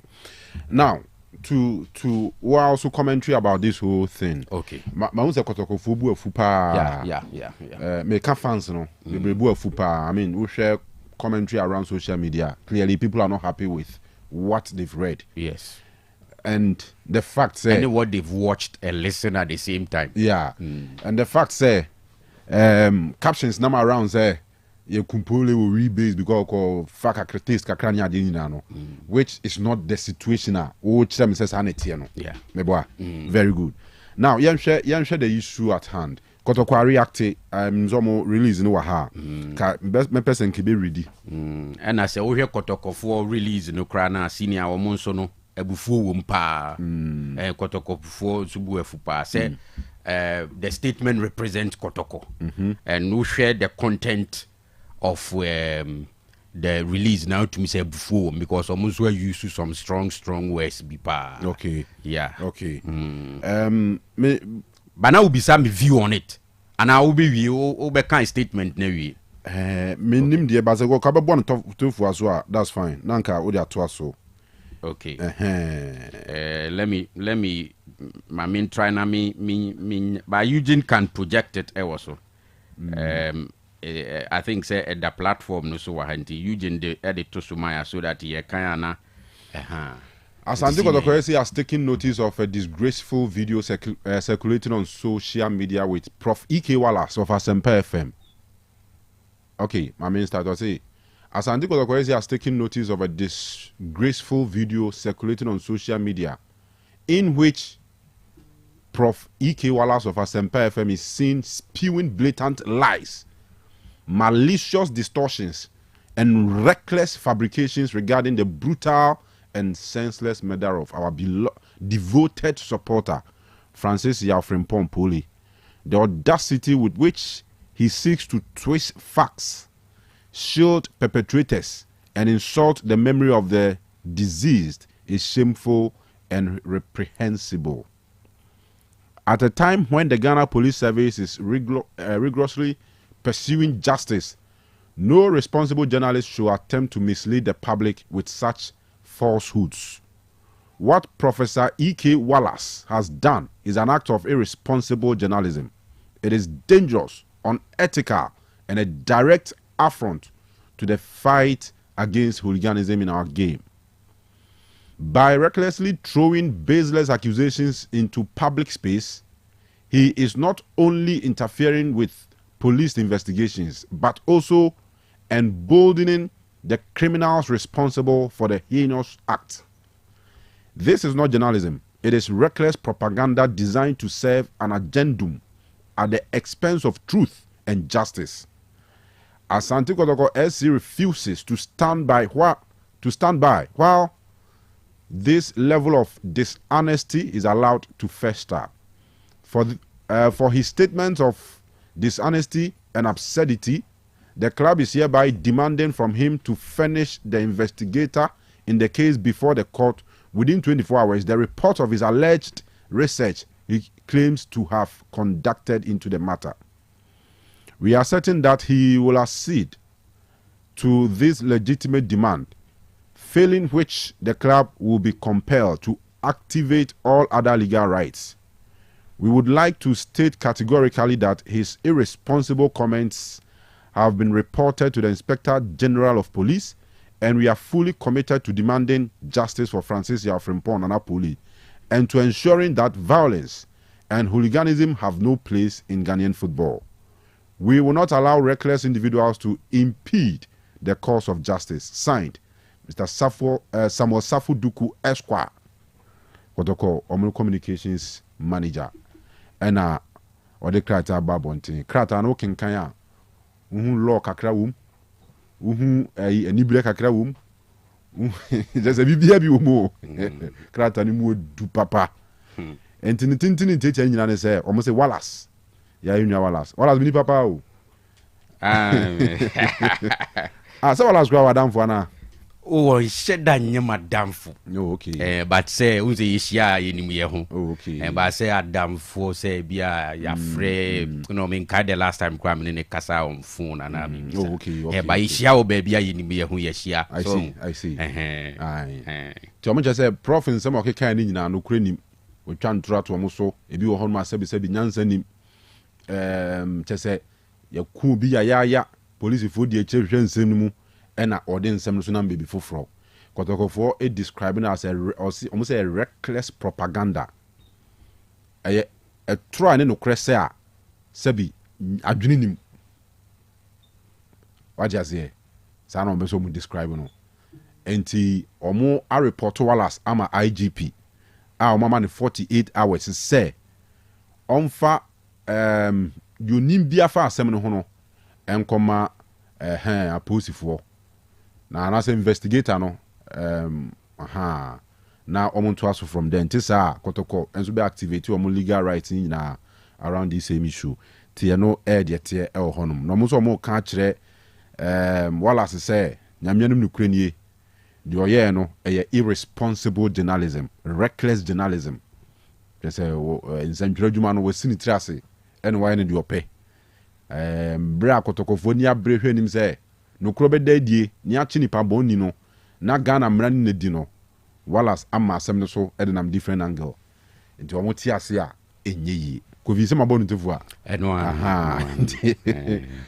that's the issue now. To who opinion about this whole thing nafe yeah has been to my engage Dr. Amuzu Ansana me the link ni so amount just in case o pese wo ma wati fo so te de okaye in plain words and so maybe you want you may want to consider audio just say popular around here and you ever try and Kanu me position on this matter. First of all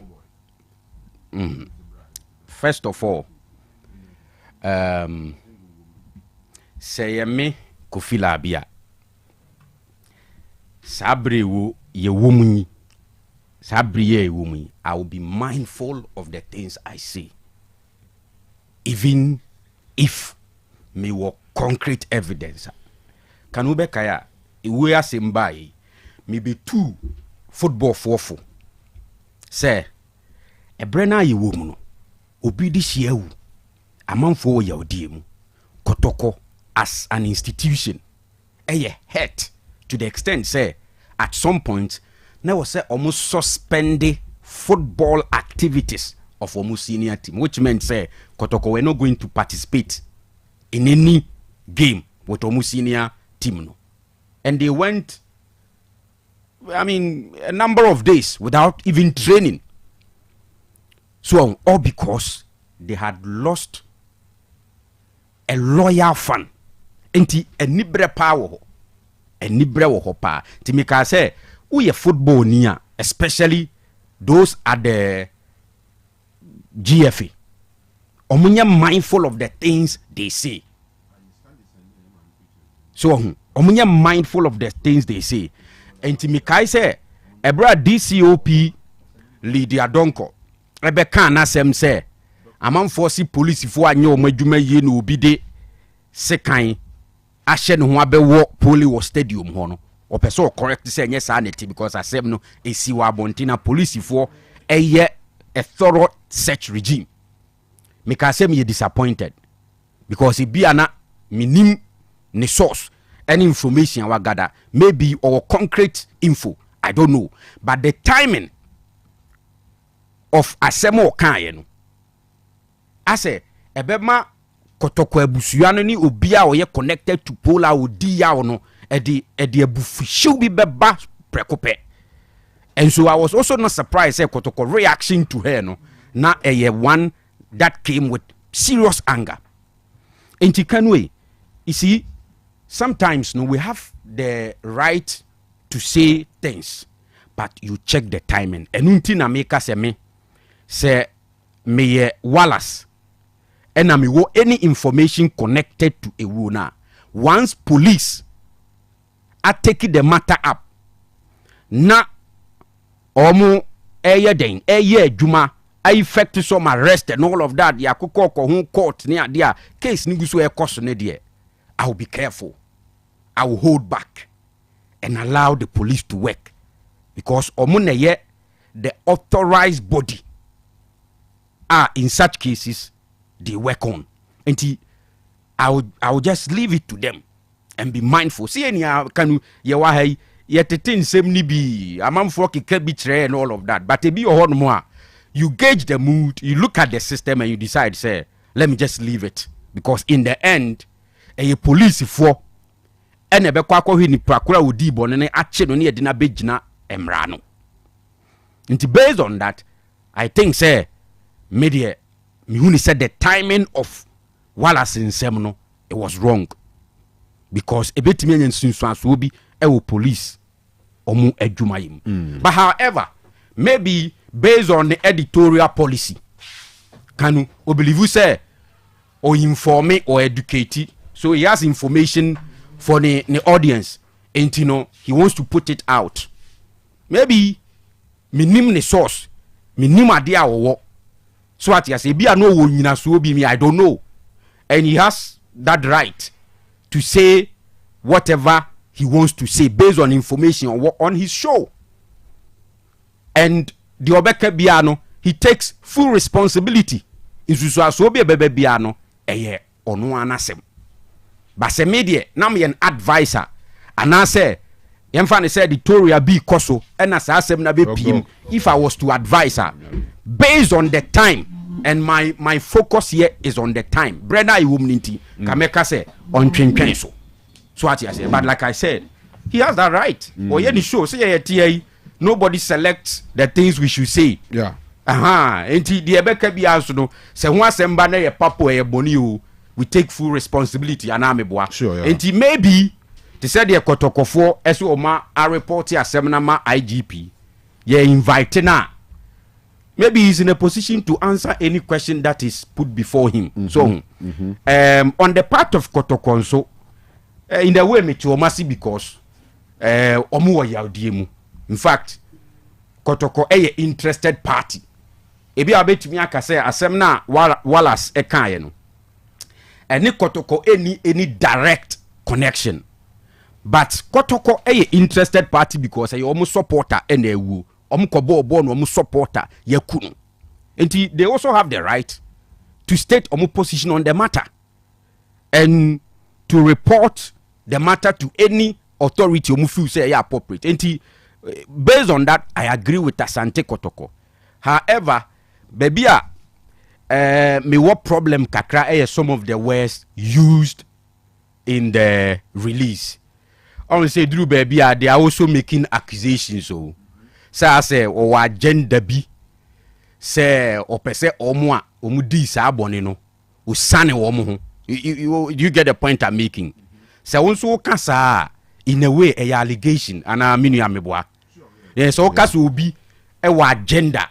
Say, Yemfan say, Kofila be mediboni, or per se, or agenda be so, or like, or yimi free as him. Emma me ko free. It is an allegation, and I feel say based on where they were coming from, any omunsemo and so Kanu. As much as I understand their pain and the interest they have in the matter, at a point omunsu yusu certain words bia na me feel say combit me akasa in a different way because in the end you also make allegations. Maybe omunsu or evidence to back those allegations say Wallace ewo agenda bia exactly. yeah. Maybe Kotokonso ewo that you know how much any information be and more evidence. But can in all of this, I think said the bottom line is a police for any wood to me ask me or muyade or mushim. The me ametia me could feel abidie. I want to look beyond Kotoko. Any Wallace, anybody, I will make commentaries around the case. Me hear any say police for ebe take the matter up. I gather the necessary information. Ebe lead to the arrest of the exact individual na udie wuno. Na fiedi na kujina emreni. Okay. And no na media me hear any more. Because Santo Quanto any adina uze Kotoko die cry in the end. What they could do was to report him to the IGP. So intermediate me train police for any moment here home and say omunya jumapa on this particular matter. I see. Kanu we dey bisa I think it will be you. Bisa. In fact, AC Park no so AC Park na echi o implication bi ana. Yeah.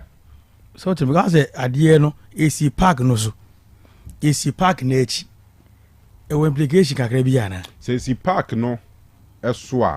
It's within the stadium, within the perimeter of the stadium. Say AC Park no so there we be yakase nso atremanfo ene kumpoli. Na enye no nkwa kra mpo kan. No kra no. Please let us so Ange na me be say me free. Okay. The police cannot search everybody in town say bobo inji. Yeah. But the police can search those within the stadium. The stadium say very to be answer. Very good. See can be answer. Inti aso make no. That is where the matter is. So as far as related to football. AC was stadium where you boss search. So to the make an answer. So to be any one. I don't go back. Say be me put for there. He ain't cry there go boy search. Yeah. Just say AC stadium no so what implication go. And they see when they change what implication different when the law say law not taking a course and found baby not related to football. But in relation to football no.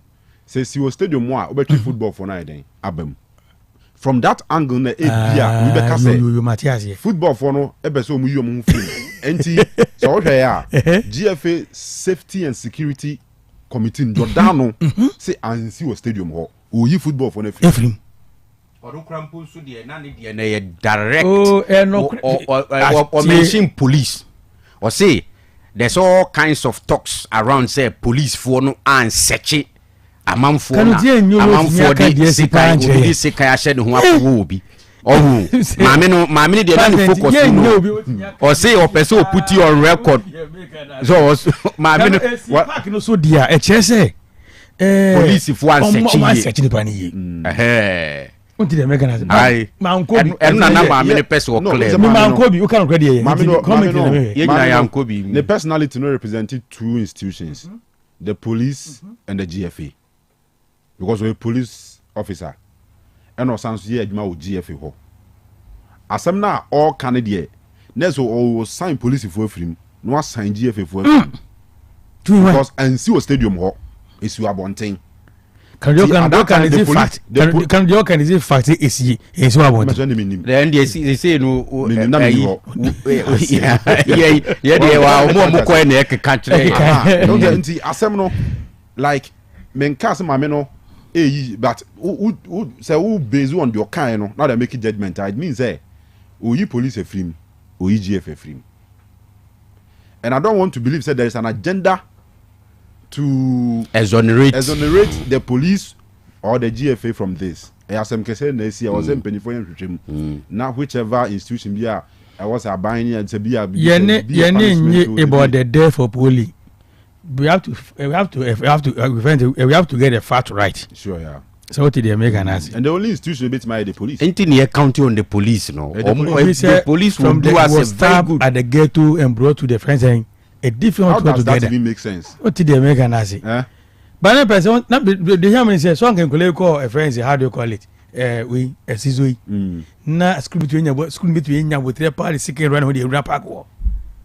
O say ya some can see be oni pa boni for there say one section you obi betumi ya cost stadium ma chi wie ma po na chi wuchi ya buru and be ya de we hwe team de bia you cannot blame organizer of a friends so say ade no aman kula nam banti mana they said the omukokun Roman Hill correct on say Roman Hill so to the American and Friday oh say the outreach organizers to me and show me be say the normal kana ba kro be say unu say so let us see the fact right me man Kobe you gonna man Kobe say park is what the implication say park is what what's the implication football you know the bambo asem to you say dey we the bambo asem in general but say in relation to football I make correct so NC park no so inti ket nya den but already news so atreman venu ho de o ma ba ne ho o ma ba ne ho correct asem ni see ya na no mo ba ne ho na we dey right in the decision said the football match football the BBC will be straight away the safety of players match officials and supporters anybody involved in the game and you guarantee they will venue be they will ban the venue because me home people want to shift their post is here we chire is we chire say Ghana you be say asem full and obia so person ultimate kind of cancer the is here na see we chire the person me who the implication of is the poor nation no impact of bonds say see with the stadiums who are implications is here wo ni de dog we ye den a wewu dabi we ye den a untumi nyi football free are connected to football exactly football until two yes and until na me catch Lydia Donko say we are there you cannot decouple Niwone from football it has a connection with football but the other side the angle of agreement is trying to take away the football association and football from the deaf. No, you can't do that. Why not? Because still Save ABR, for instance, my two could be Kanu something different. Correct. But coincidentally, I didn't go stars Bobo. ABR people know me to be ABR a fan of the away team on by. And to be any BBS around the stadium, you can easily say me call the people know me to be a fan of football and probably me call because of football. ABR not in reality no. Any football team me call me before and as some call to me. What you say now in this case, Pole because of football. Pole traveled because of football. Football, yes. We all the company or the call stadium one in our videos and but they say we are trying to ascertain whether the incident happened because the NMB argument this is here. In the stadium or outside the stadium. And by whichever way, we're from yes. But COVID can say and yet the FA per se, but some people want us to believe say may more FA didn't cancel. Oh, that is wrong. How can you say me more FA didn't matter? Those those let me casa no me come stand. FA mrane se opesuja fo mra eme bondi power park no ana police waka kro no mu nti ade me kan trans o say obi defend ne ho obi see that the home to provide a number of policemen to to Ghana to man the stadium during the before during after the game. Not the entire town. It has some custom you also be a person. Not the entire town to the American. Yes, doc. Internet America say Kanu ba. It the ship game na wahano, break game na wahano. AC what na say. So to make good provide enough security to cater for how to defense and they said they provide security. They couldn't. They could not. In the end, only 18 policemen nearby, which was way below number of police personnel. Agree or pre-match. Omumra Stadium. Say AC Stadium home dia, and the Chelsea Kafra Nibambusa. But say see what the 18 now they go and can say a yazin on his and no catch him said let's say the go street. Say your match now. Should the police be enough to mind the whole town? Not town. Woman can't say stadium no area hono. Stadium. As long as some around. Can me sense do agree. AC wo ho, AC wo ho, AC wo ho, AC wo ho. Say see a friend say AC ho dia. Storm boni ni say. AC wo ho anyen so atreman. Say AC wo ho no bra GF te boni no say. GF nkan. And on I the mechanics into pedal kind of pen patch. Me badok inti e hono na ye county on police say.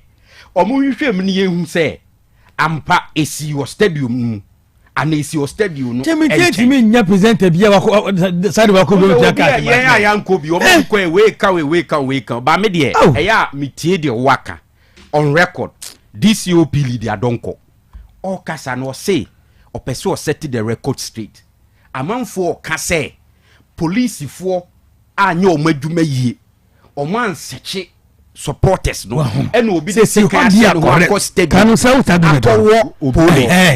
but opese ka say police was strict search regime koso ansa na amanfo awura stadium no. Now in this particular case assembly see were outside. And this is where my mini free buy. Na do kan yampa. Any ho. Oso o na go yen. Can you change your presenter bi obetia aka say cover match ni bi. No more inside. So no me na comment. The ma assembly complicated ni so say the fact say we run stadium no inside no enso nkire say wuntimi mpie nkwa abonten. Obetumi. Enu nti na me dey me say we have to was say Ghana police e boy papa ni ehu say dey poti ne course. All right, assembly of court. Kanu media mu say police ne court no taking course. Ni nyina anya asem papa. E dey say e bambo sem no e wo form. So ti dey make na say.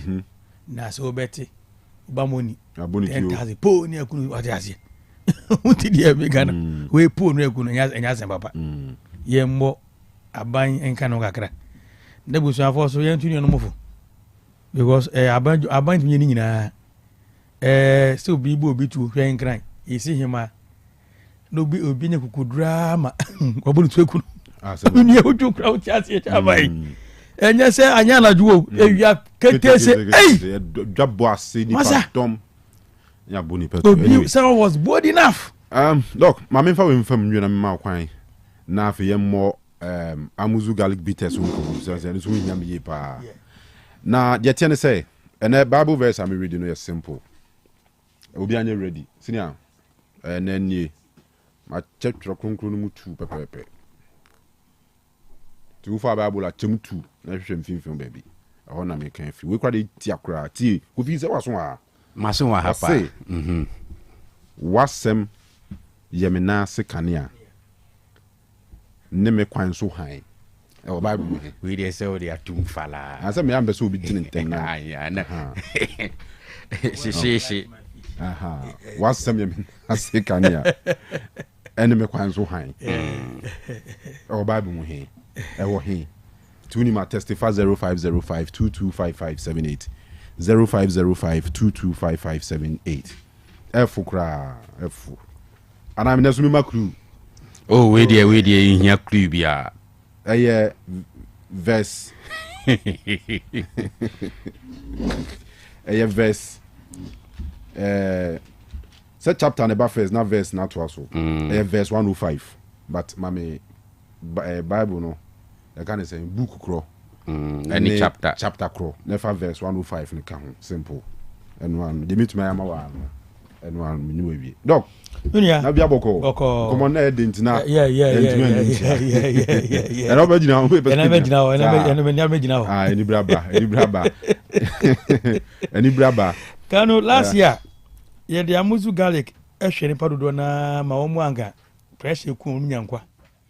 Wo mu so anka yare betieti omu a efes anka efa ewu brom no ni nyina agai. Na pressure amafo wadi bam nyina say dog. Eya yakotinke kae no, de na oye. Yeah, akobo match bi na kafra sabe we ade hu no oni mo bia di man ya na yenso a friends yeti ho no mo so kafra yesu amanse janan amana se first ye bre pa sabi ajo so no de na we ma ya na ye wo se wo ho aduro ye se free wa so ye oba asenye bi ya to dog na o fa mi mre me ya nom dog we dure kama pa ye se na tifi se bi asabe to bi misirawo said ya opeti amuzu garlic ma Ghana fo nyenya bi num ye na sirawo se we fashion se do so fa bi bra na nyenya bi enum pressure ya basa mene na kopo ifuma kwa mu ma amuzu p have reloaded ye de inubra esa babaso mako 14 e de aka already existing 8 no ho ma na mo pa yie nyesi aka ne kwa se yesen edigun wie no manya botre de apete pharmacy heba so bi mu se ukọ no so pa muzu pia enyo bi ato no ho ato okura enti baby yoko nya muzu garlic to numu ye no be sia ne so pa muzu pi na ebekọ ka so pa muzu pi fro ni bi amuzu p na a friends edi inubna mako 14 dia hyemu no aya asesa ne na ho de ama na ho de akosoro na ama toa na kese no edoso chen friends opanu bi na onyanya no mu a watu edi kura ho na obehia amuzu p fufuro ibi obi osi doctor me ebema edwonso a enamose wo hia amuzu p obi ani ha nyina ne sese bi oti ya nkasa bema no mu oti yaw e bema no mu wo hia amuzu p no nyina bejai die sebi odwonso a oti yaw we painful urination odwonso na se adwonso no yawdie die akira edura American farm no amuzu p eba mexia that's right ana se sebi utie me odwonso moja bloody urination se odwonso no moja edi akire oba na sesebi obuni nsa na se moja di akire a oba na se obuni nsa na ogunsuo na se moja di akire a e fa normal ba be ma de ensesesi sales be ma se ma dwonso moja wo akire ma fa ne trasa da bi me fa ne trasa uhu de make ya edro ba ko pe IVF agi atum se e ma dwonso moja jai e ya amuzu p heba mixture amuzu p heba mixture obi se doc me hu se mi ntohwe no me hwa aba no emu ye me ya obi a ota hu se ija ewo ne hwa aba mu no so no obi nya nkeka ya timi ni saa die oti ya hwa aba mu biara no ngopa muzu pi no mu na saa no mfiri ho so obi se doctor me hwa kutokuo na nkasa boto na nkasa na emi ya se ya no ho nya bi pa kanu tum ho obi ne hwa ho no no de akwacha de foforo omiya so ahwenim so obi nya efresh chana so po do nyite ma ohwa ehuno okay ma hwe sa case ni be 12 ebi kura adwen se omo pai na ko ya twisu na frim ba bi bidro ya na mani pranom ma amuzu pia no anum wa adwen so nyina ma se hwe na ho no ni nya hwe kama enti mesraw sege kai bia ma ohwa na ho no a ko pa amuzu pia no mu okay da adwen so ni nyina ko ni nyina firi ho na ho to okra enye no nko a doc na ma ya ase mi ya kakra insansa egu misire ntem ebi sugu be ma no ho amuzu ps adwuma nyina bi na in fact ayarefo a omni sa eba manim no diom to so na otwe mako en9 aso gbeja enom kanonya nom sa de a utwi moja na we test na negative okay se syphilis are negative se gonorrhea so a no reactive intimate se o de na ye wa che de a to amuzu p no to mako 9 toba ko bia atwa na wotwe toba ko bia atwa na wotwe eso kama enti ube no na nyina se etu okay se eba sa utie me na oni oba na te dia mesere o se bo modin ya se beto bia ma no na Kanu last time na ye draw a friends gonorrhea treatment cycle no yo se cheni wapa ye ko Kanu ever say oni oba na te wa fa ne serious ono so obo ebi so won che so bo lucky okay aja se yeah what to bia ma no ba ne boy no so John no tencha oh masa do be wi no waja ebisa ke be young what to mo ge no not to masa akwa so di we career sadia as to be you the only communication is ebia yemfa say draw no o partner no bia be hia bia be 5 kg no to 10 hey we do to 10 kg am so mama bibiri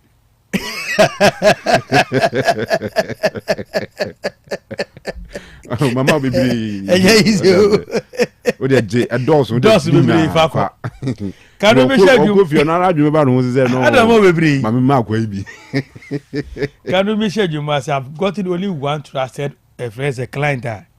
He was able to convince all his 3 wives to come for treatment. Wow. He didn't see that. I said, man, in your and I illegally married to them. Yeah. No minimum. Yeah, no, a Muslimini. Oh, okay. Or no one who be say on when you could do no. I don't about so as a money in the bank. Don't mean you came about. I was somewhere idea. In your BBU. Who is also that?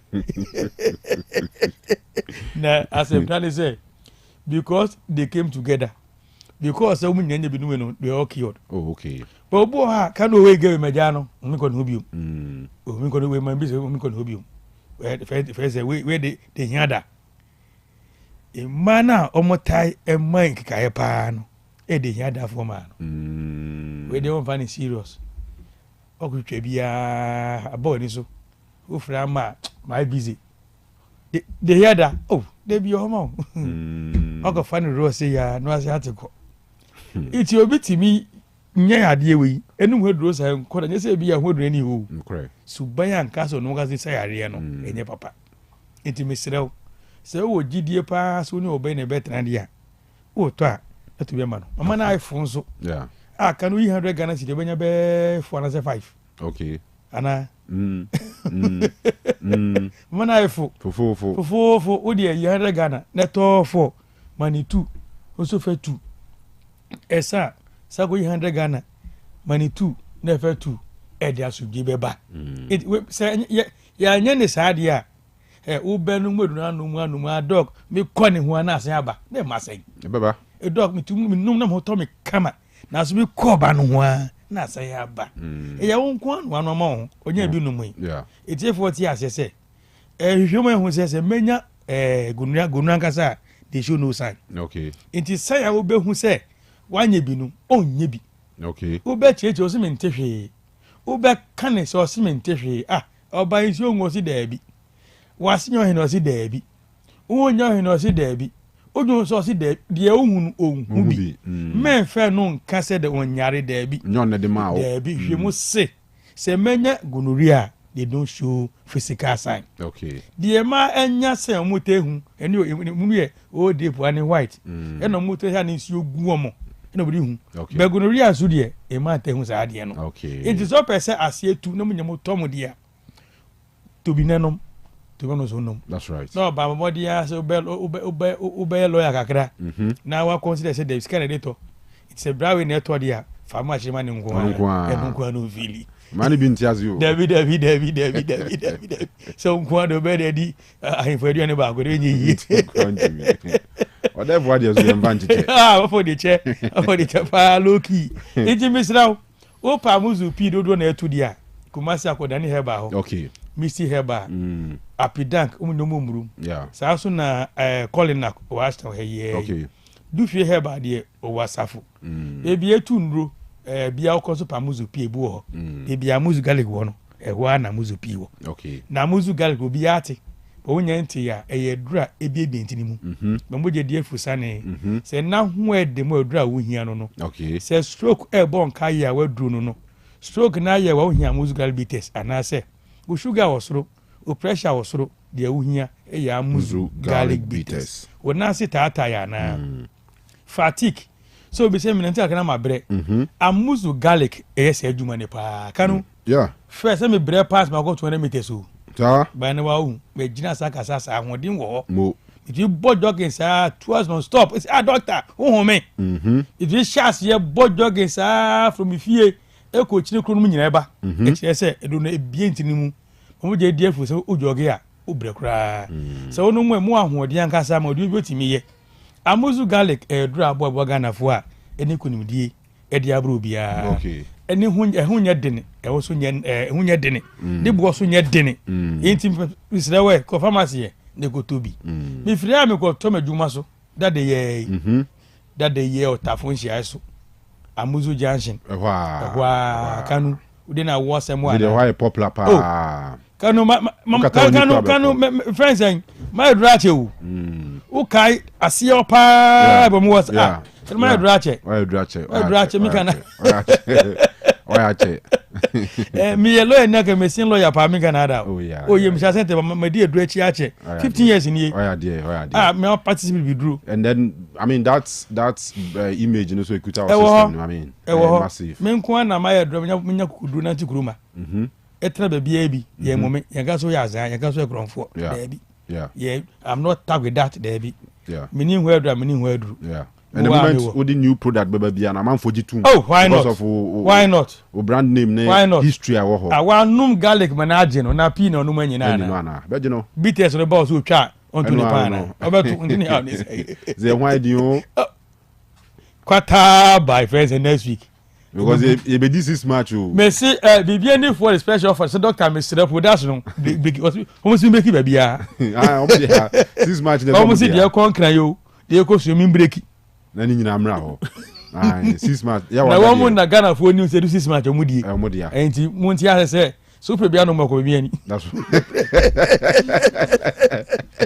Can no man ba ko pe. Yeah. 0247 77 67 43 0247 77 67 43.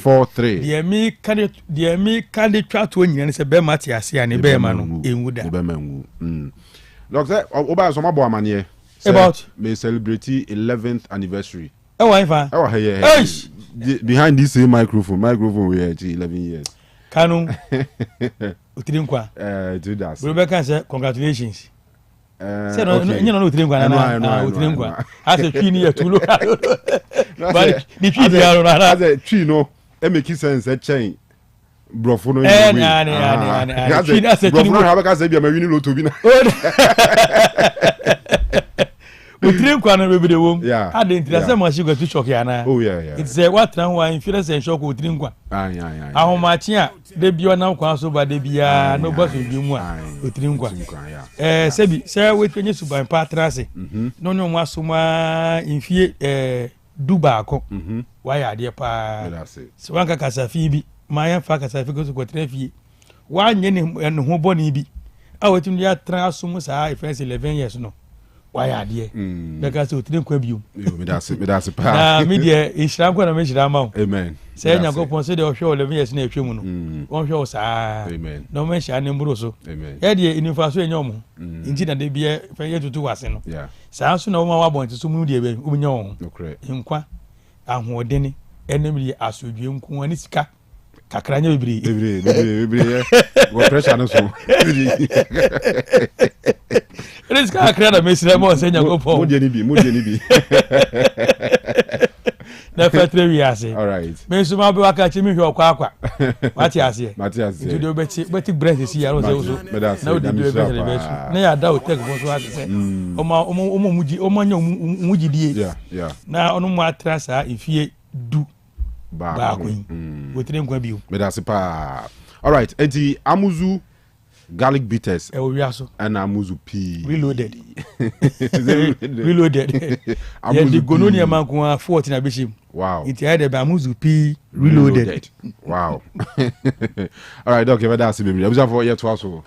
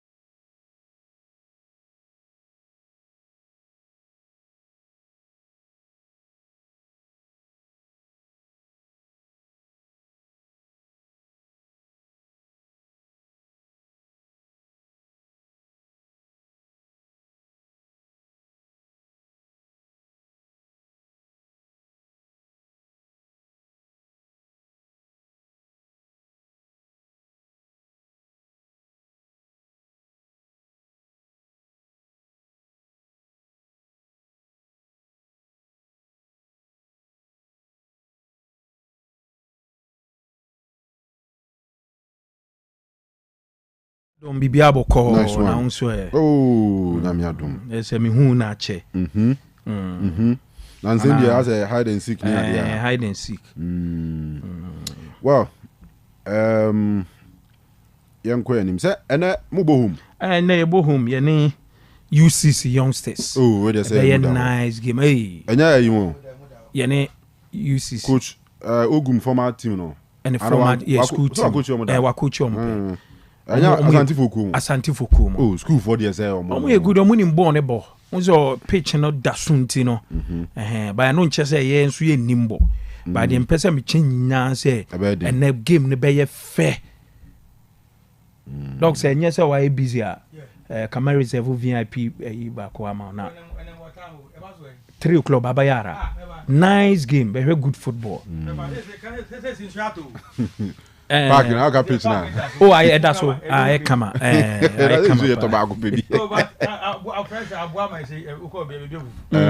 So now to turn, yeah. Kroma de Chairman shoot on a pitches. Can you say Sikasemu? I know Sikasem, but this one my irresponsibility. So because Kanu Adesikasem, you can find when you no, say I didn't say Adesikasem, eh? Oh, say Ice and Kania. Kania, no, I was saying Nenya Fu, Bina, that didn't the power and Sana Gan. It is a one talk. Fu anu ne ya me power gen na untimi nya. Na de ne to fu enu sika. Sika. It is sika so na si wa. Oh no, sometimes it be one of my responsibility. Na make say in the case of Kanu, stadium for no. It papa kafra ne basku fees as we into oni mo. Ja, na ba bi school ba. But then me say responsible. Then me say in the case of to say you sue am on the water page there. Can you board you? Yeah, maybe so for kwesi ewu. I'm told say Babayara Stadium. It was I will tell you to the program. Correct. Until omu na pitch na star bi na manfo can radio so no more can so he wasn't comfortable so yes so simu ko say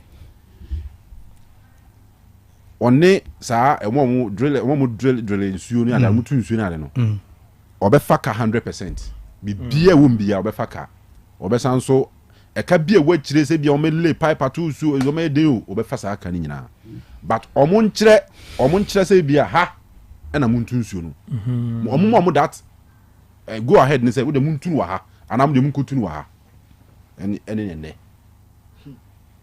so fu kwesi ewu a ene ne yeso o tu nsuo ni wiare na aka na because o se dia ka wa kire bia no say bia say pom na me nya political garden for edesumu no go to pa ye twom kan ye wo so tu nsuo be aso ka se ba so tia sa de o be ka so tia de pe ye twom kan ye die de pompu nsuo ti mi gu parking na so oh is nkania de almost every time bia Babayara once a wa bi ne twan kania mu kania no so de no ma ye twom anoma so na se oh ze na nso mo kania wo oh stadium light wo wanya kania oh light wo once a wa bi ye no kra bia 4-5 years now until say twa stadium light mu ni ade a but the issue is chroma cross o person ya de ebo aban a bureaucracy wom and a man for individual interest o mo wo mu nti no etimi bu abam emu ebia nipa individual no say scan or the shamonsa e be problem into we dey obetua bibia ka bia wo mbia no just give the go ahead say we dey between wa ha no it is our story me real oh Kanu dey me say enye tun Kanu enye tun ye dey water tank akonsu aba na etua ka enye tun kwa enye tun kwa ni how no there be more to it until the American has more first step you need to know Kanu utunsu ya the cost say wo twinsu no kwa ne board kwa se ni tu no how oh fa moto face yo ne fa twin de bia na bosumi se wo se water bi do betua no bo ne tenkura chen la do betua no enche isuru kwa ne fa ju cost ana say I mean share individuals you I'm not defending but obimi be omo esika so no moka asin oh like nienti e bia studio ho no ahuni die bambo park se be ko form esika se oh ne minim e pa cho sa ban de ni chire wode nesi na me say say minister release kakra so ye bo blaster ma release kakra hwe ahun wode very good but say eno no ma NSO omo ma banya adwen so we bo tramash bi omo release kakra bi keke omo IGF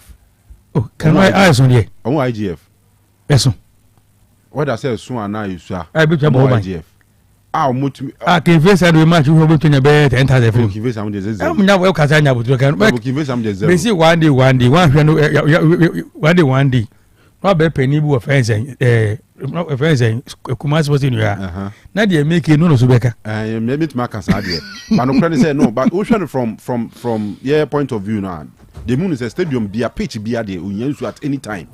I'll say I'm not paying you so. And my grass need to move free and Sika Sem. Oh, Kanu. Sika Sem about the you no cry be water Gresica. You'll be so to your mamma pay. Now, what to go Trinda Banning friends and Latin now.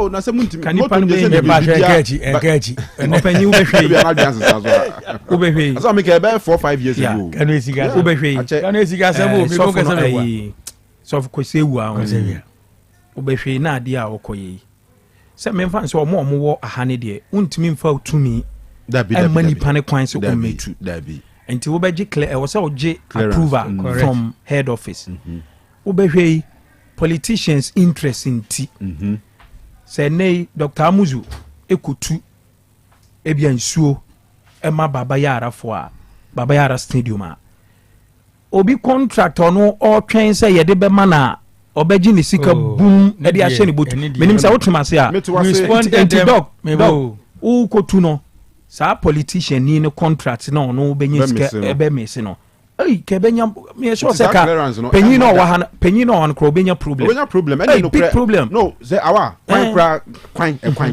bia kwan bi da area kwan ne who ska opese o ya untimi mfa open sorry enye enkoye kwan no this oji approval every ayifo urban rules one for one sana o be twe kra penyin no wa no bureaucracy aha ba me issue ni say say pade ni ye dia then now can you then why don't you release the money to them? That's also go to Uga.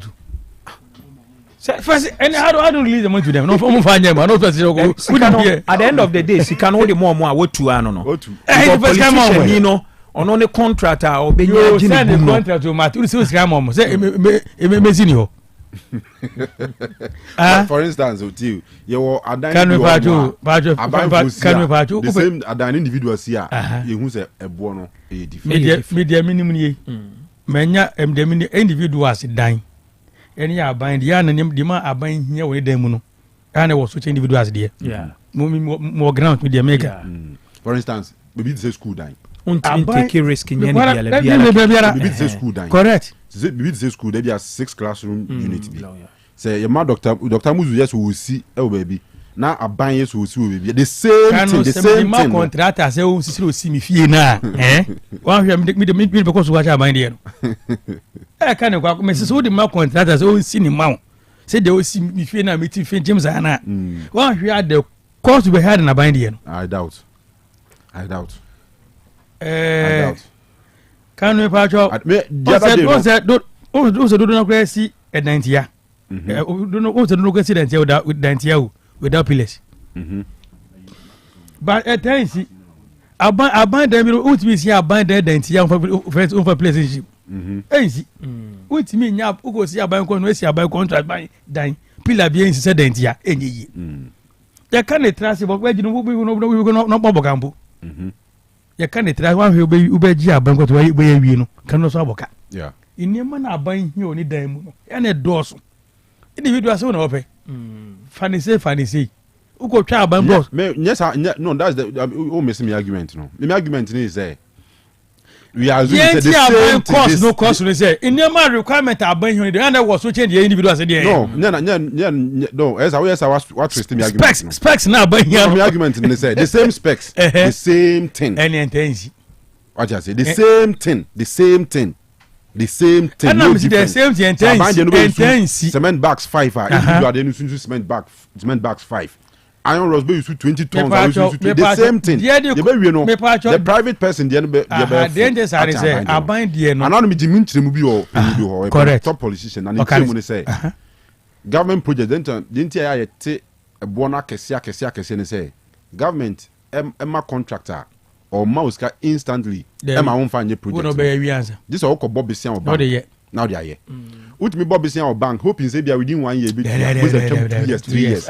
Not interest. What just here? Penina on any casa no opposition I know about him. Oh, yeah, can't general assembly. You're the guy to make no not our opposition maybe Subusana. And I cannot tell me because of retention money.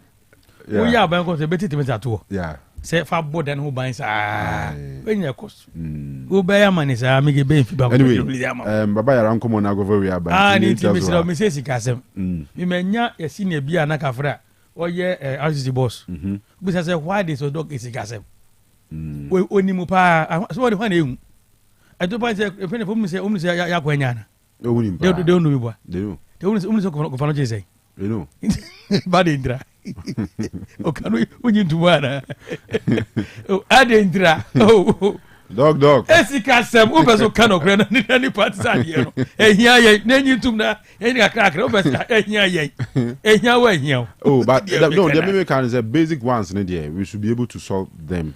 I mean stadium bia and I know a Karaga semi or kan ya akofans mabai.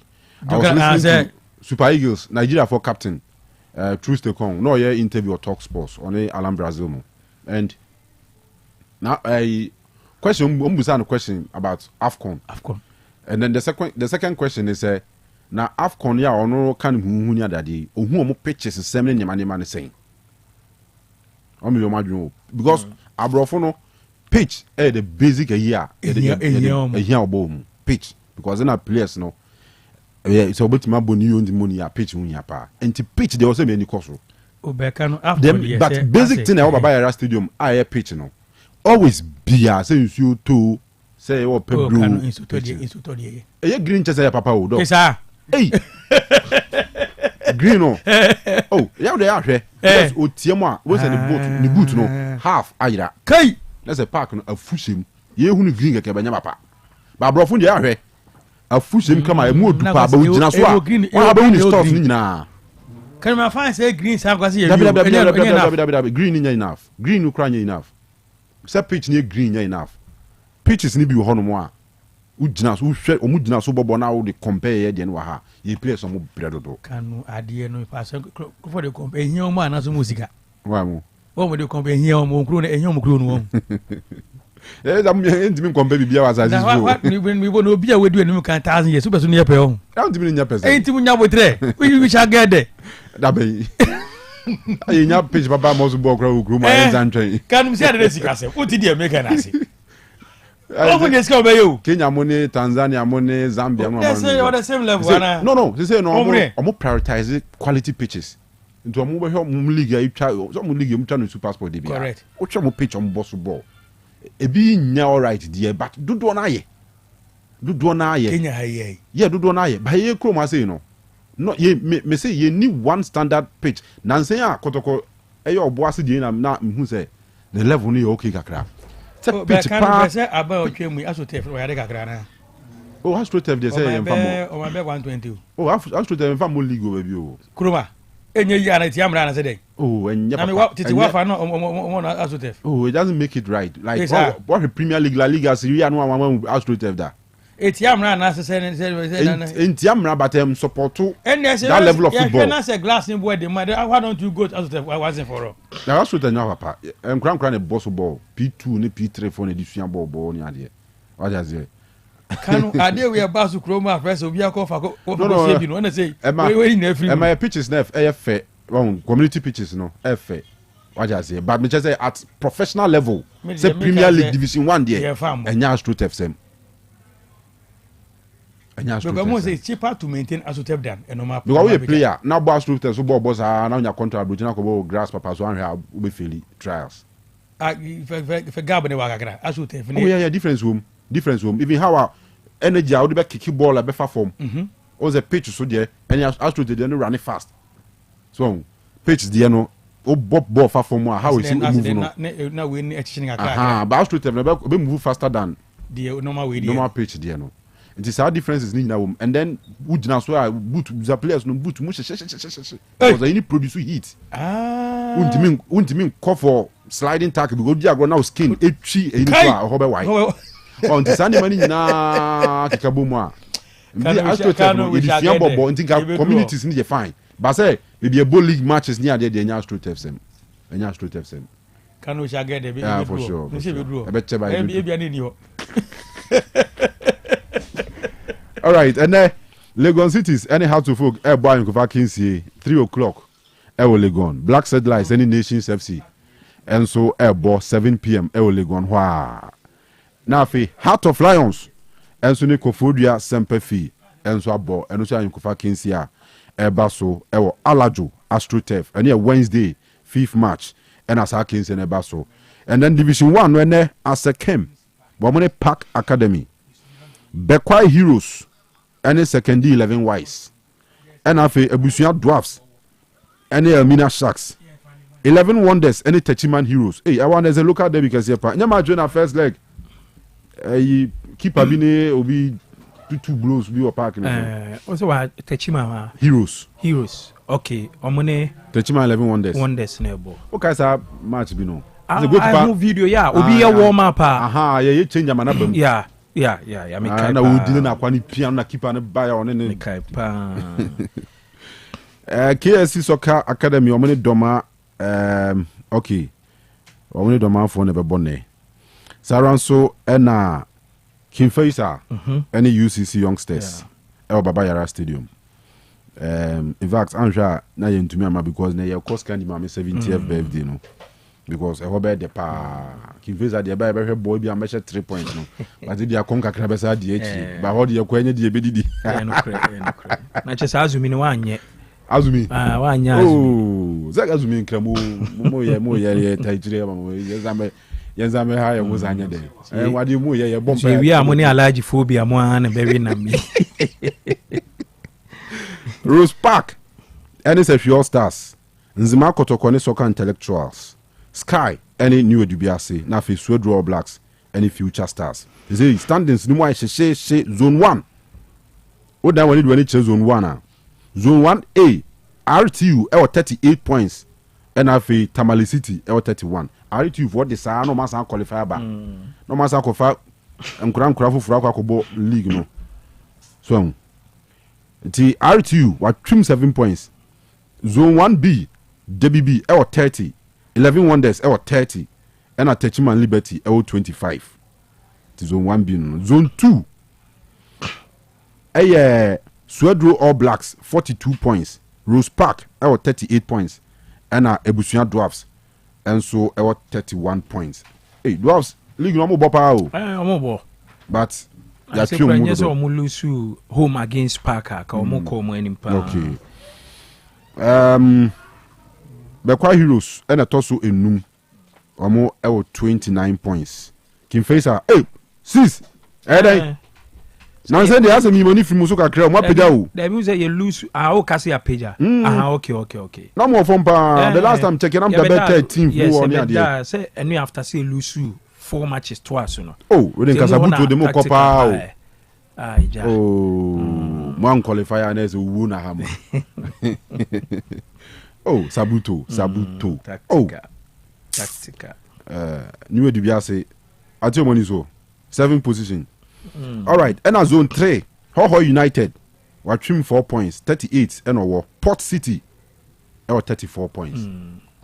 Nti Ho for no man hwe ya Port no man was why shepa. Also I show Port City the last 4 games were draw back on lose 3.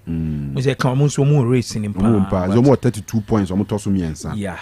And okwu asase aban ye ntijai. Almost what 30 points. This zone 3 na shepa zone 3 yeah. But it looks like if we are feeling yeah. So omo na eba Kofi mo say omo na eba o. Za. Unze Kofi mu de omutimi predict omutimi enye predict kro omutimi ka teams a yeso omo na eba. Wo de busa Kofi obeka che zone 3 no ho omo na eba. Wonse obeka se ifo na.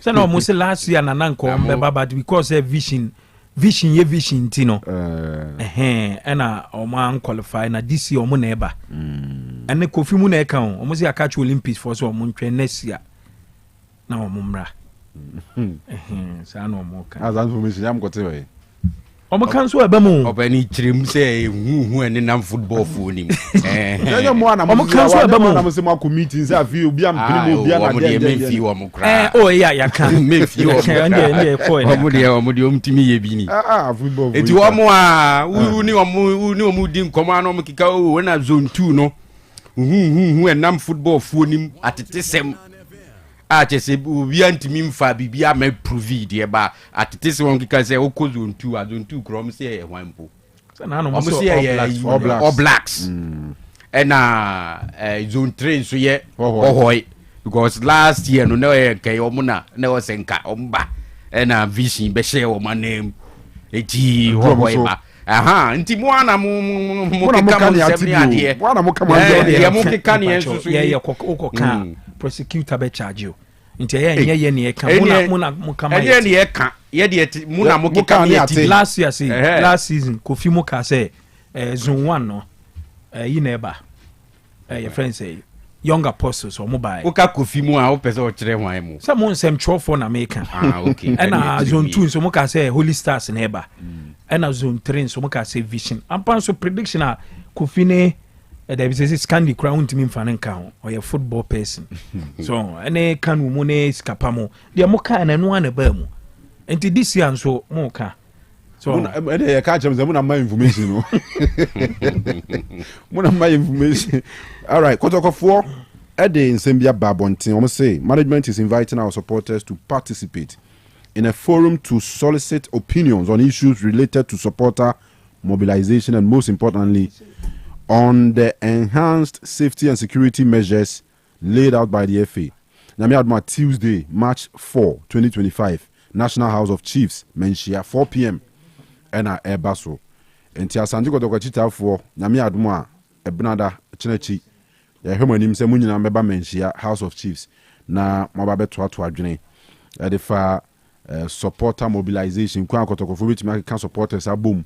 Na o motumi ababe ta team nachi anytime bi ombo game bia na nwachi so o masa ye nchekere afa FA no hyehyɛ o ma ye defa safety and security ho se na be ya obia enkonkofa asem foforo emma ti eno so ye a bit of an important message asante Kotoko ediaba na awa o de obeto in discussion ye no so ansa na Dr. Amuzu eba sa asem we mse mempese and also babe ya sema babe ye yi aka because Wallace asem no we so ne ha na we aso ne ha na we aso ne ha say Wallace say meanwhile Wallace nsem o kan no wan kan be bia say polin wi ana okonum wi so what I say wan kan odu na e bia na your extended one bia ye nti but that 3 as a 4 minutes one bia circulating there one site police oko no ntampi ena ma ye won second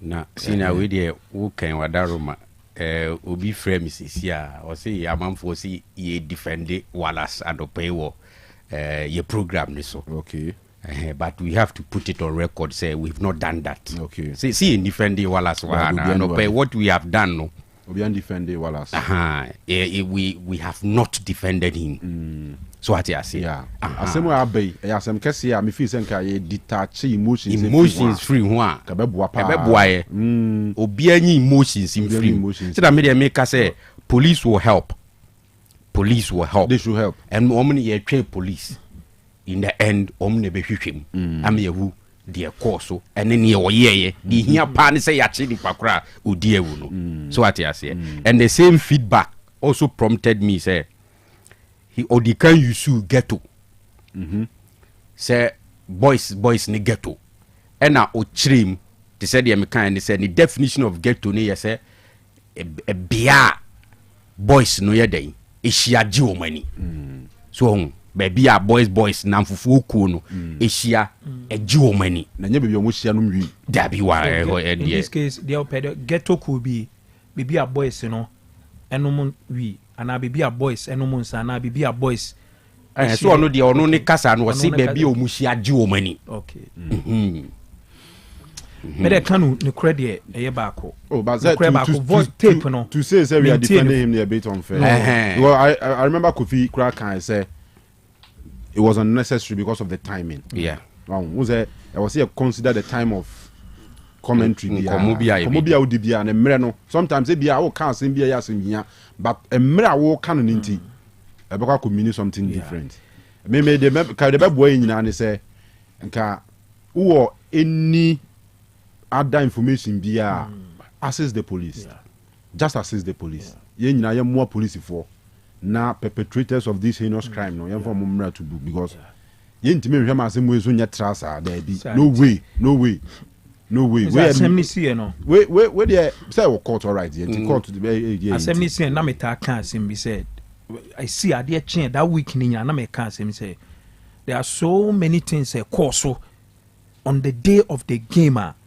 Can you what questions be bra busa? But because of the situation, the time in there, woman, there are no more be want to me musa. Yeah, there are no more be why Yensu feel say contribute to the CNR. Untimi apportion blame because of situation na ye woman nti ye nyina enya abotre nsem trofo a ye ma information ye report information about the incident no ene yen so listeners ne especially kotoko supporters a yen so ye kire ya adwen efa ho no ye nyina aka no ye nya abotre asem ba kwa ya mempese mete ene se wo bo se supporter bi ka se so at my phone ye be yo mu bi ya from last week na ade ba kwa ya metaka ye nya abotre asem na esi no Kanu ya se ye wunua no obusuani no obi a oben na Kanu ekwan a ye nua ya damfo no fa so free mu no ya a unya obeka se ye ma nkwan ne bia ye ade bia ne mra ebo ebra but say in the heat of events no one tenacity din anhwe nioma bia Kanu be wie no na wo kra no ho akokyere wa chen Brahma na ye hwehwe ne na ye hu no last time Mr. Alex Ba o can send be my example be an example no so e match the situation Kanu se me ne o ye bo match na o ye defender na me ye attacker na se utwa me a de be ya ne se e beje foul e de ama me ana me boa by se utwa me na ye je foul e ma me na me koto me nsabo wa me de no a straight red card nra ya bc or Bournemouth any Wolves game excellent yeah Matheus Cunha ye obi ya ni bibi anka yellow card offense okay ba koto ne nsa referee ma no red card na ni ba no di bone no o man ye into at the end of the day kekes yeah una retaliate ye na na say una react ye no o de ye worse ye nya abotre me Wallace voice no the credit e ba ko me tie no be ye already before me tie the voice no na mo nsa asan amanfo atwabo na amanfo ko social media ensema amanfo aka fa ne commentary ana ne comment no na enye fine nti me tie no me tie be enu be ye more than 3 minutes kra na me jaiti in fact me tie the full nti na yi ne de me kan ubusa me a because of me tie nyina nti no me ntimi ka bibia amfa but na me ka no from the reaction amanfo any post amanfo e postu ye no e ma me hu se even said your kind no even no se o nyina so bi ana wa ye ne nhwehwe mu bi eduru be bi na o kan ya the timing no enye okay well away from Opon area Opon our UK or say it's well explained by Kofi Labi but Kotoko has taken it serious because of the guy involved. The guy in this case, M. Wallace. Unless you don't listen to Wallace on Kotoko matters, no respect for Kotoko at all, but let's all keep peace for lovely Polly to rest in perfect peace. Upon the end, more issue with and they say no, and then you can, but yeah, no, it's not about say you cry why Kanu. Ye wo debut o ha ni amanfo tumi say Koto onsema a waka bi Koto fo na enye omo de o Kanu de say nim no ye has ni not ye wo debut nso a obeka has fo no be wo Kanu de so omo ye Kotokofo so nti in any way bi a ye be hwe asem no the most important thing any say menua Wallace Wale it's not about ne nsem o kan but me de se menya issue with that at the timing no ebi asema o kan no they say in the heat of events no o kasa no kra no nipa no o te 1 point and one portion no odi kan make ne mind said they make out say but enya abotre no message from Mr. Kwame Usudonko ewa ha say ewa de ma kan that clarification the police woman made as to whether or not the unfortunate incident happened at the stadium was needless. The concerns ought to be addressed are the following. 1. Why were there only about 20 out of the 120 police personnel they promised to provide were at post? 2. Why was there not a single police officer at the gates when Kotoko was making entry into the stadium, and where a scuffle ensued? And then last was she must also state as a matter of fact that she told an obvious untruth when she claimed that the fans are searched before they enter match centers. She made those assertions obviously to collaborate that bogus initial statement issued by Nswacheman, and also to absolve the police from negligence of duty. Even if Pole was chased to KJT and stabbed, the killer must be apprehended. In the Osei is the prof, in quotes, a nickname or an end title. Or a nickname. I don't think the latter is true because of his mental challenge. It's hell living with such a... Anyway, Ozzy, please, that Wallace guy was clear about what he said. And we all know what ghetto means and what goes on there. It was simply senseless and indefensible. Anyway, Mr. Kwame Usu, yeah, so the point is, the point no raising you good. Whether say you kuno incident you see inside the stadium, outside the stadium, say BSC from the stadium no to car no krana. The fact is you yeah. But is it true so say and some of these who open a cano no cre and I say no cre and also why in a betchere. Minimum ultimate point and I say sure, yeah. Many are doing everything about the message 100%. And needless to say at that time, no, this UP no because a incident in see outside because of the emotions in a yauna a woman. No. But Kanu and also a no cre and a no cre. Say no cry. Is it important? Say no cry. Is it important? Is it important? So, very good question. So that's what I'm saying. Say, you see, let's be careful how we throw words around this conversation. So, I think the end will justify the means. Because in court, where it happened, anyhow it happened, they will establish matter. And you know maybe with the background as a security person, no. And I'm what they can say, but the timing, media means me around a period.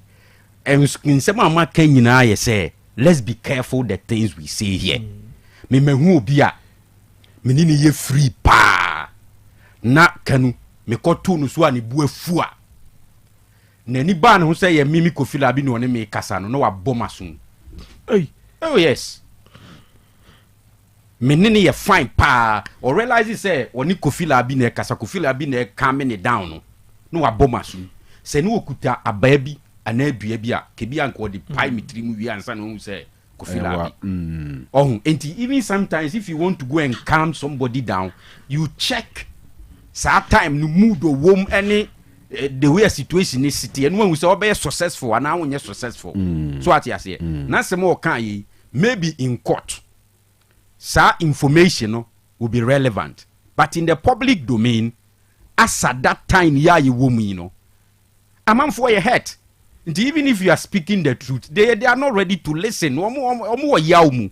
But what you say, sometimes it is better left unsaid. The same thing I make catch the Wallace. Me, I wouldn't do that because of the time.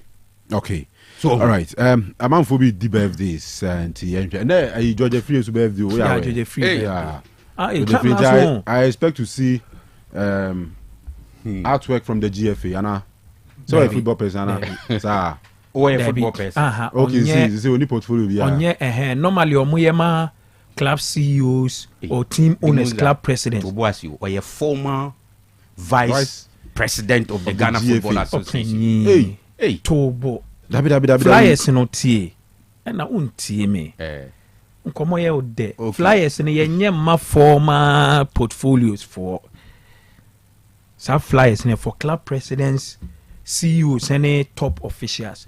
The only thing I'm for like a complaint for one is say, a bit more say a flyer now, the FA president now post omo e wo no ne personal handle so so ho but ebi wo ho a on postu and na ya man for because say nya me hu say Nyantechi di ni birthday ama ya flyers agi ana meboa but me dey me feel say you're wrong. I mean, you can do it to remember. Club president for no cry be the edru be PA be MP. So Alaji did the birthday say ne flyer MP. Yes, Gapa make a very good point. The case of Nyantechi to me because he's under FIFA ban.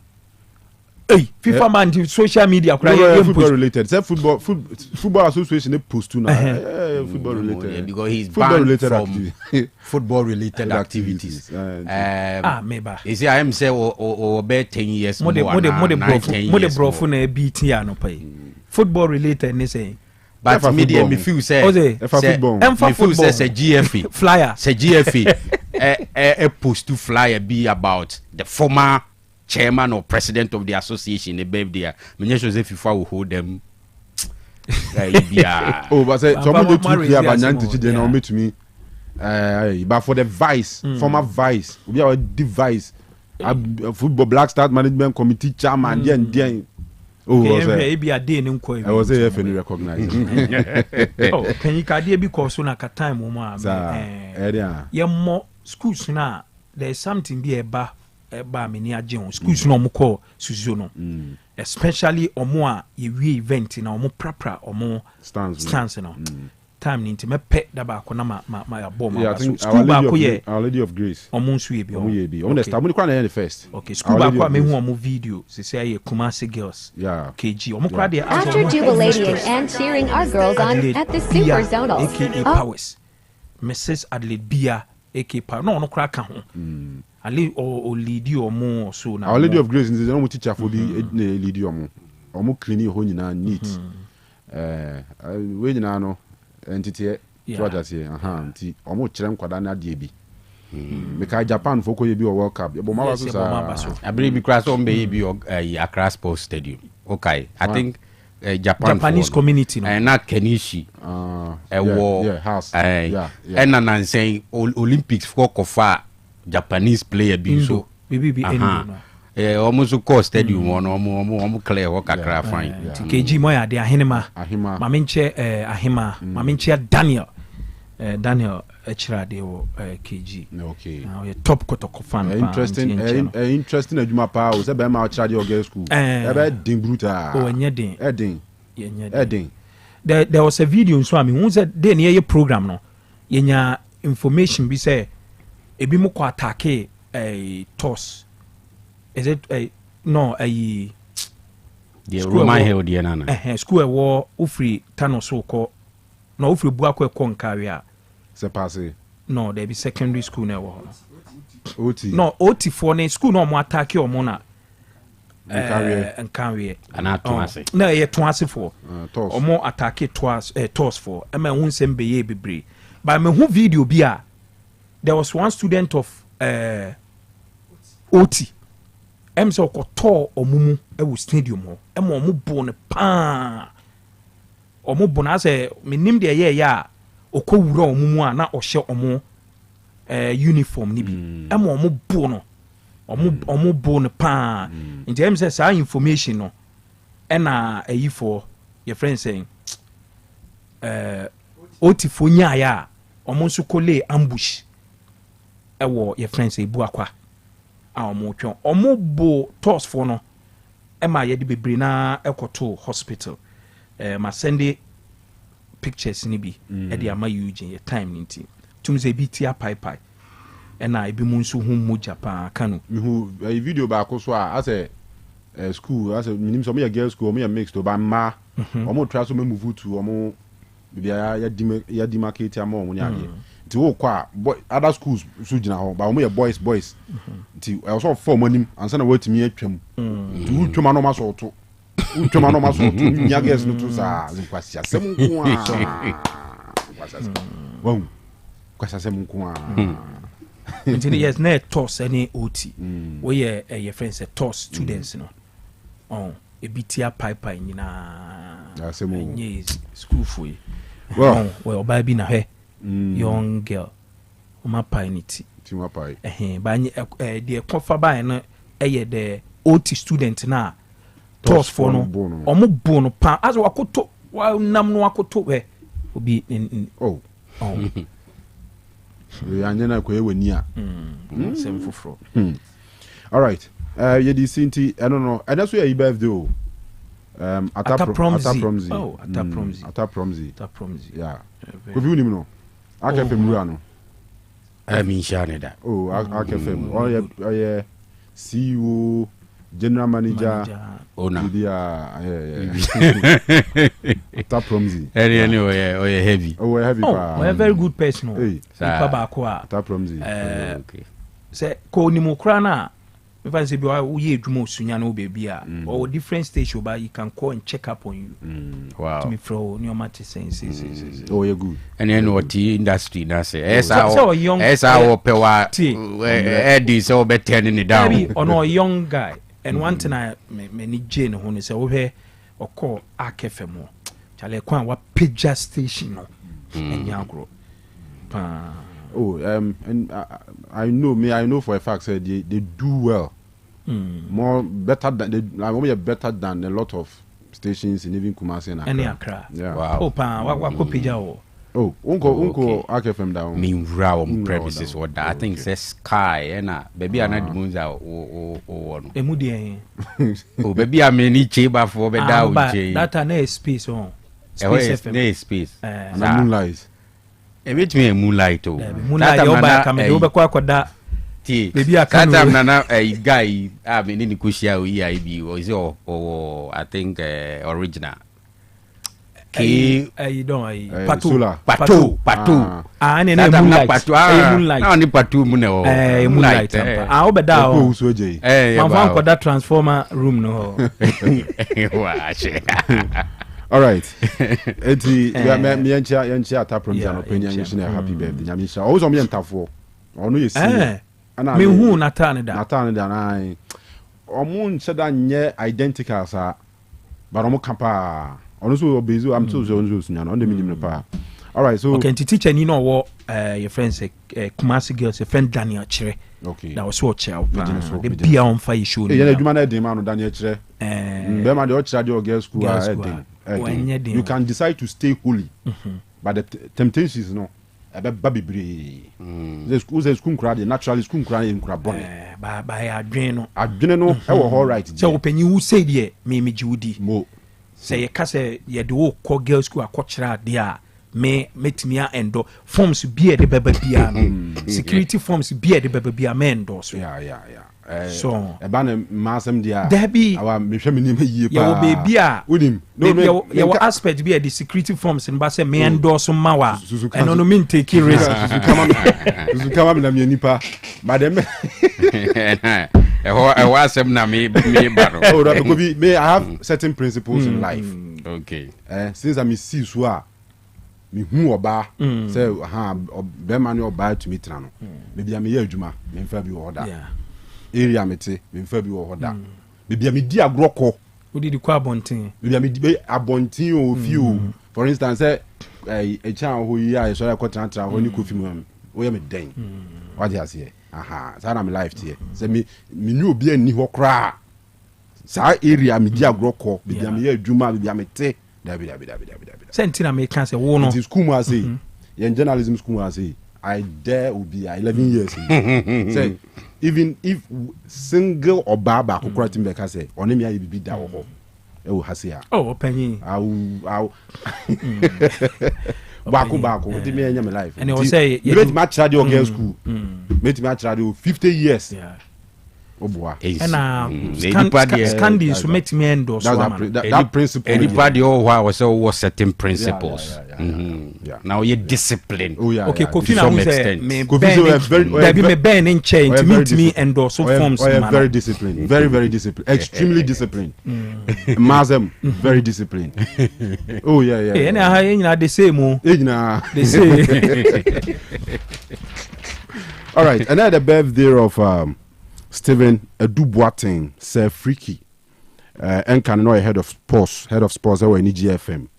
Samsung or Yeduma or .tv, any Mind FM, we shame for new environment now clearly nyade so organa habim because I brought something to be here and teacher my happy birthday from you access candy on a Sunday by saying your birthday wish him mountain I mean shall be brave Stephen Eduboatin say freaky namin kan Saran so na the birthday of Anel Sapon Anel okay Anel papa so I da pa my happy birthday kran hofu mo fe pa I mean mo bia kran ho fe say and then last one suni was happy birthday to my mama Akosua Abrefi we yinua ba Stephanie Akwa and odi aba o se ne maame ma Akosua na me shira bebre anti Akosua no se mzo maame de anti Akosua sa ti nyame shira o nyame kan ho na fe bibia anye fine na afi ne kwakwa ye se scandi maame and se scandi maame na kinveza mo bobo yi be da birthday party oh se me kra no because of Ramadan intino okay. To the munko didi mame antisis nya didi na ekodi didi abi yenko didi ye kwa correction happy birthday okay. 70 years on earth oh by say ye mra na ye culture che say o kochia say no say ye ma wakwa ye ma unsu no really mo unsu ayo no mami ye nchia no ya adi o oh yeah antisis ya adi me mambe ma control me imagine how I will be say Richardo Pepe Suarez ebia usua no seni obeye tunzo obe hama mi pa scandi de onze on hadwe scandi de scandi da boko akra samenso same champion scandi de ne say so charge ya what is right what is wrong on trim the bottom line is maame no wabre because omunyina ye very difficult very difficult to mama no wabre as you muze ai o ba pepe utumuze o from afar na same champion abuzu apenyi o so penyi o he na no o come na okay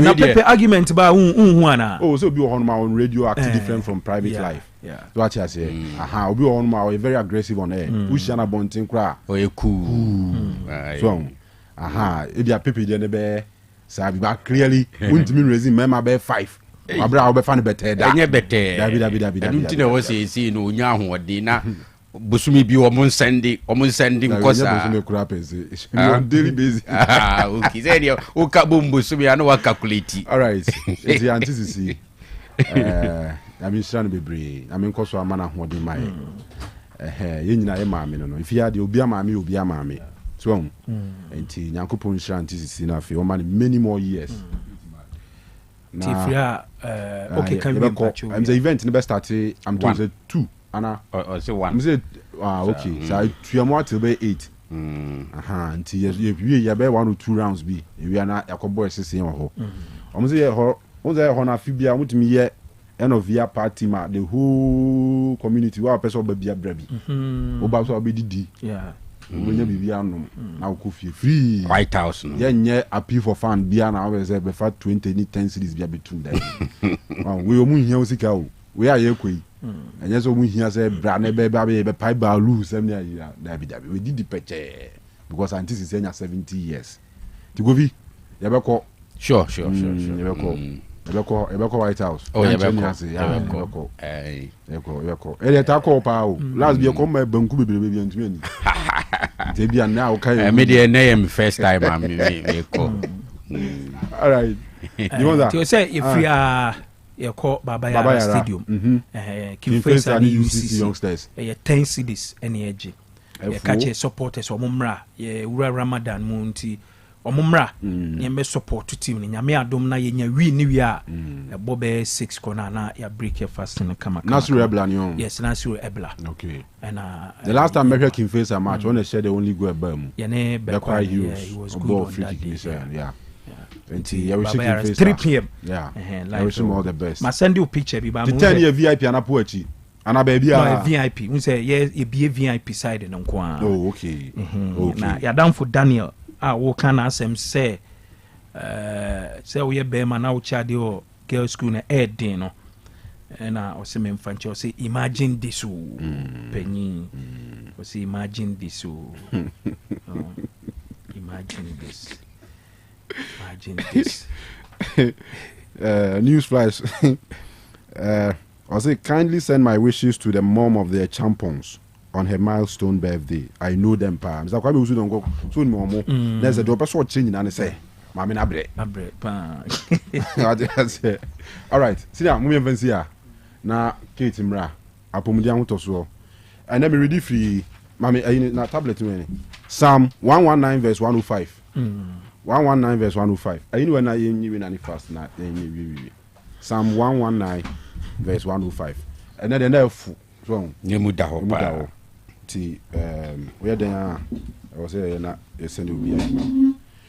All right, nti da mu nyina wa say e de be si ha Nyankopon ya adomo a e be say she ma me mo wi na no kran sana ma sorry because na nsem wo ya na man fofi say ye mfa eyini ma I can say the winner no kroma de e ba ni sika sema nipa ni o eh I asem 50 cities ovi ko hima wona ga di fufu ni tilapia ngwa be twam 150 so 50 cities o za ko jina bibia kan baza easy o hima I him feel in I him feel in pure local. All right. I knew, but no do messages no skapa. Anyway, Kate, but to the yenye children yem fan nipa na yen man is here. Na sorry so. All right. Apumudia ho to so e na eto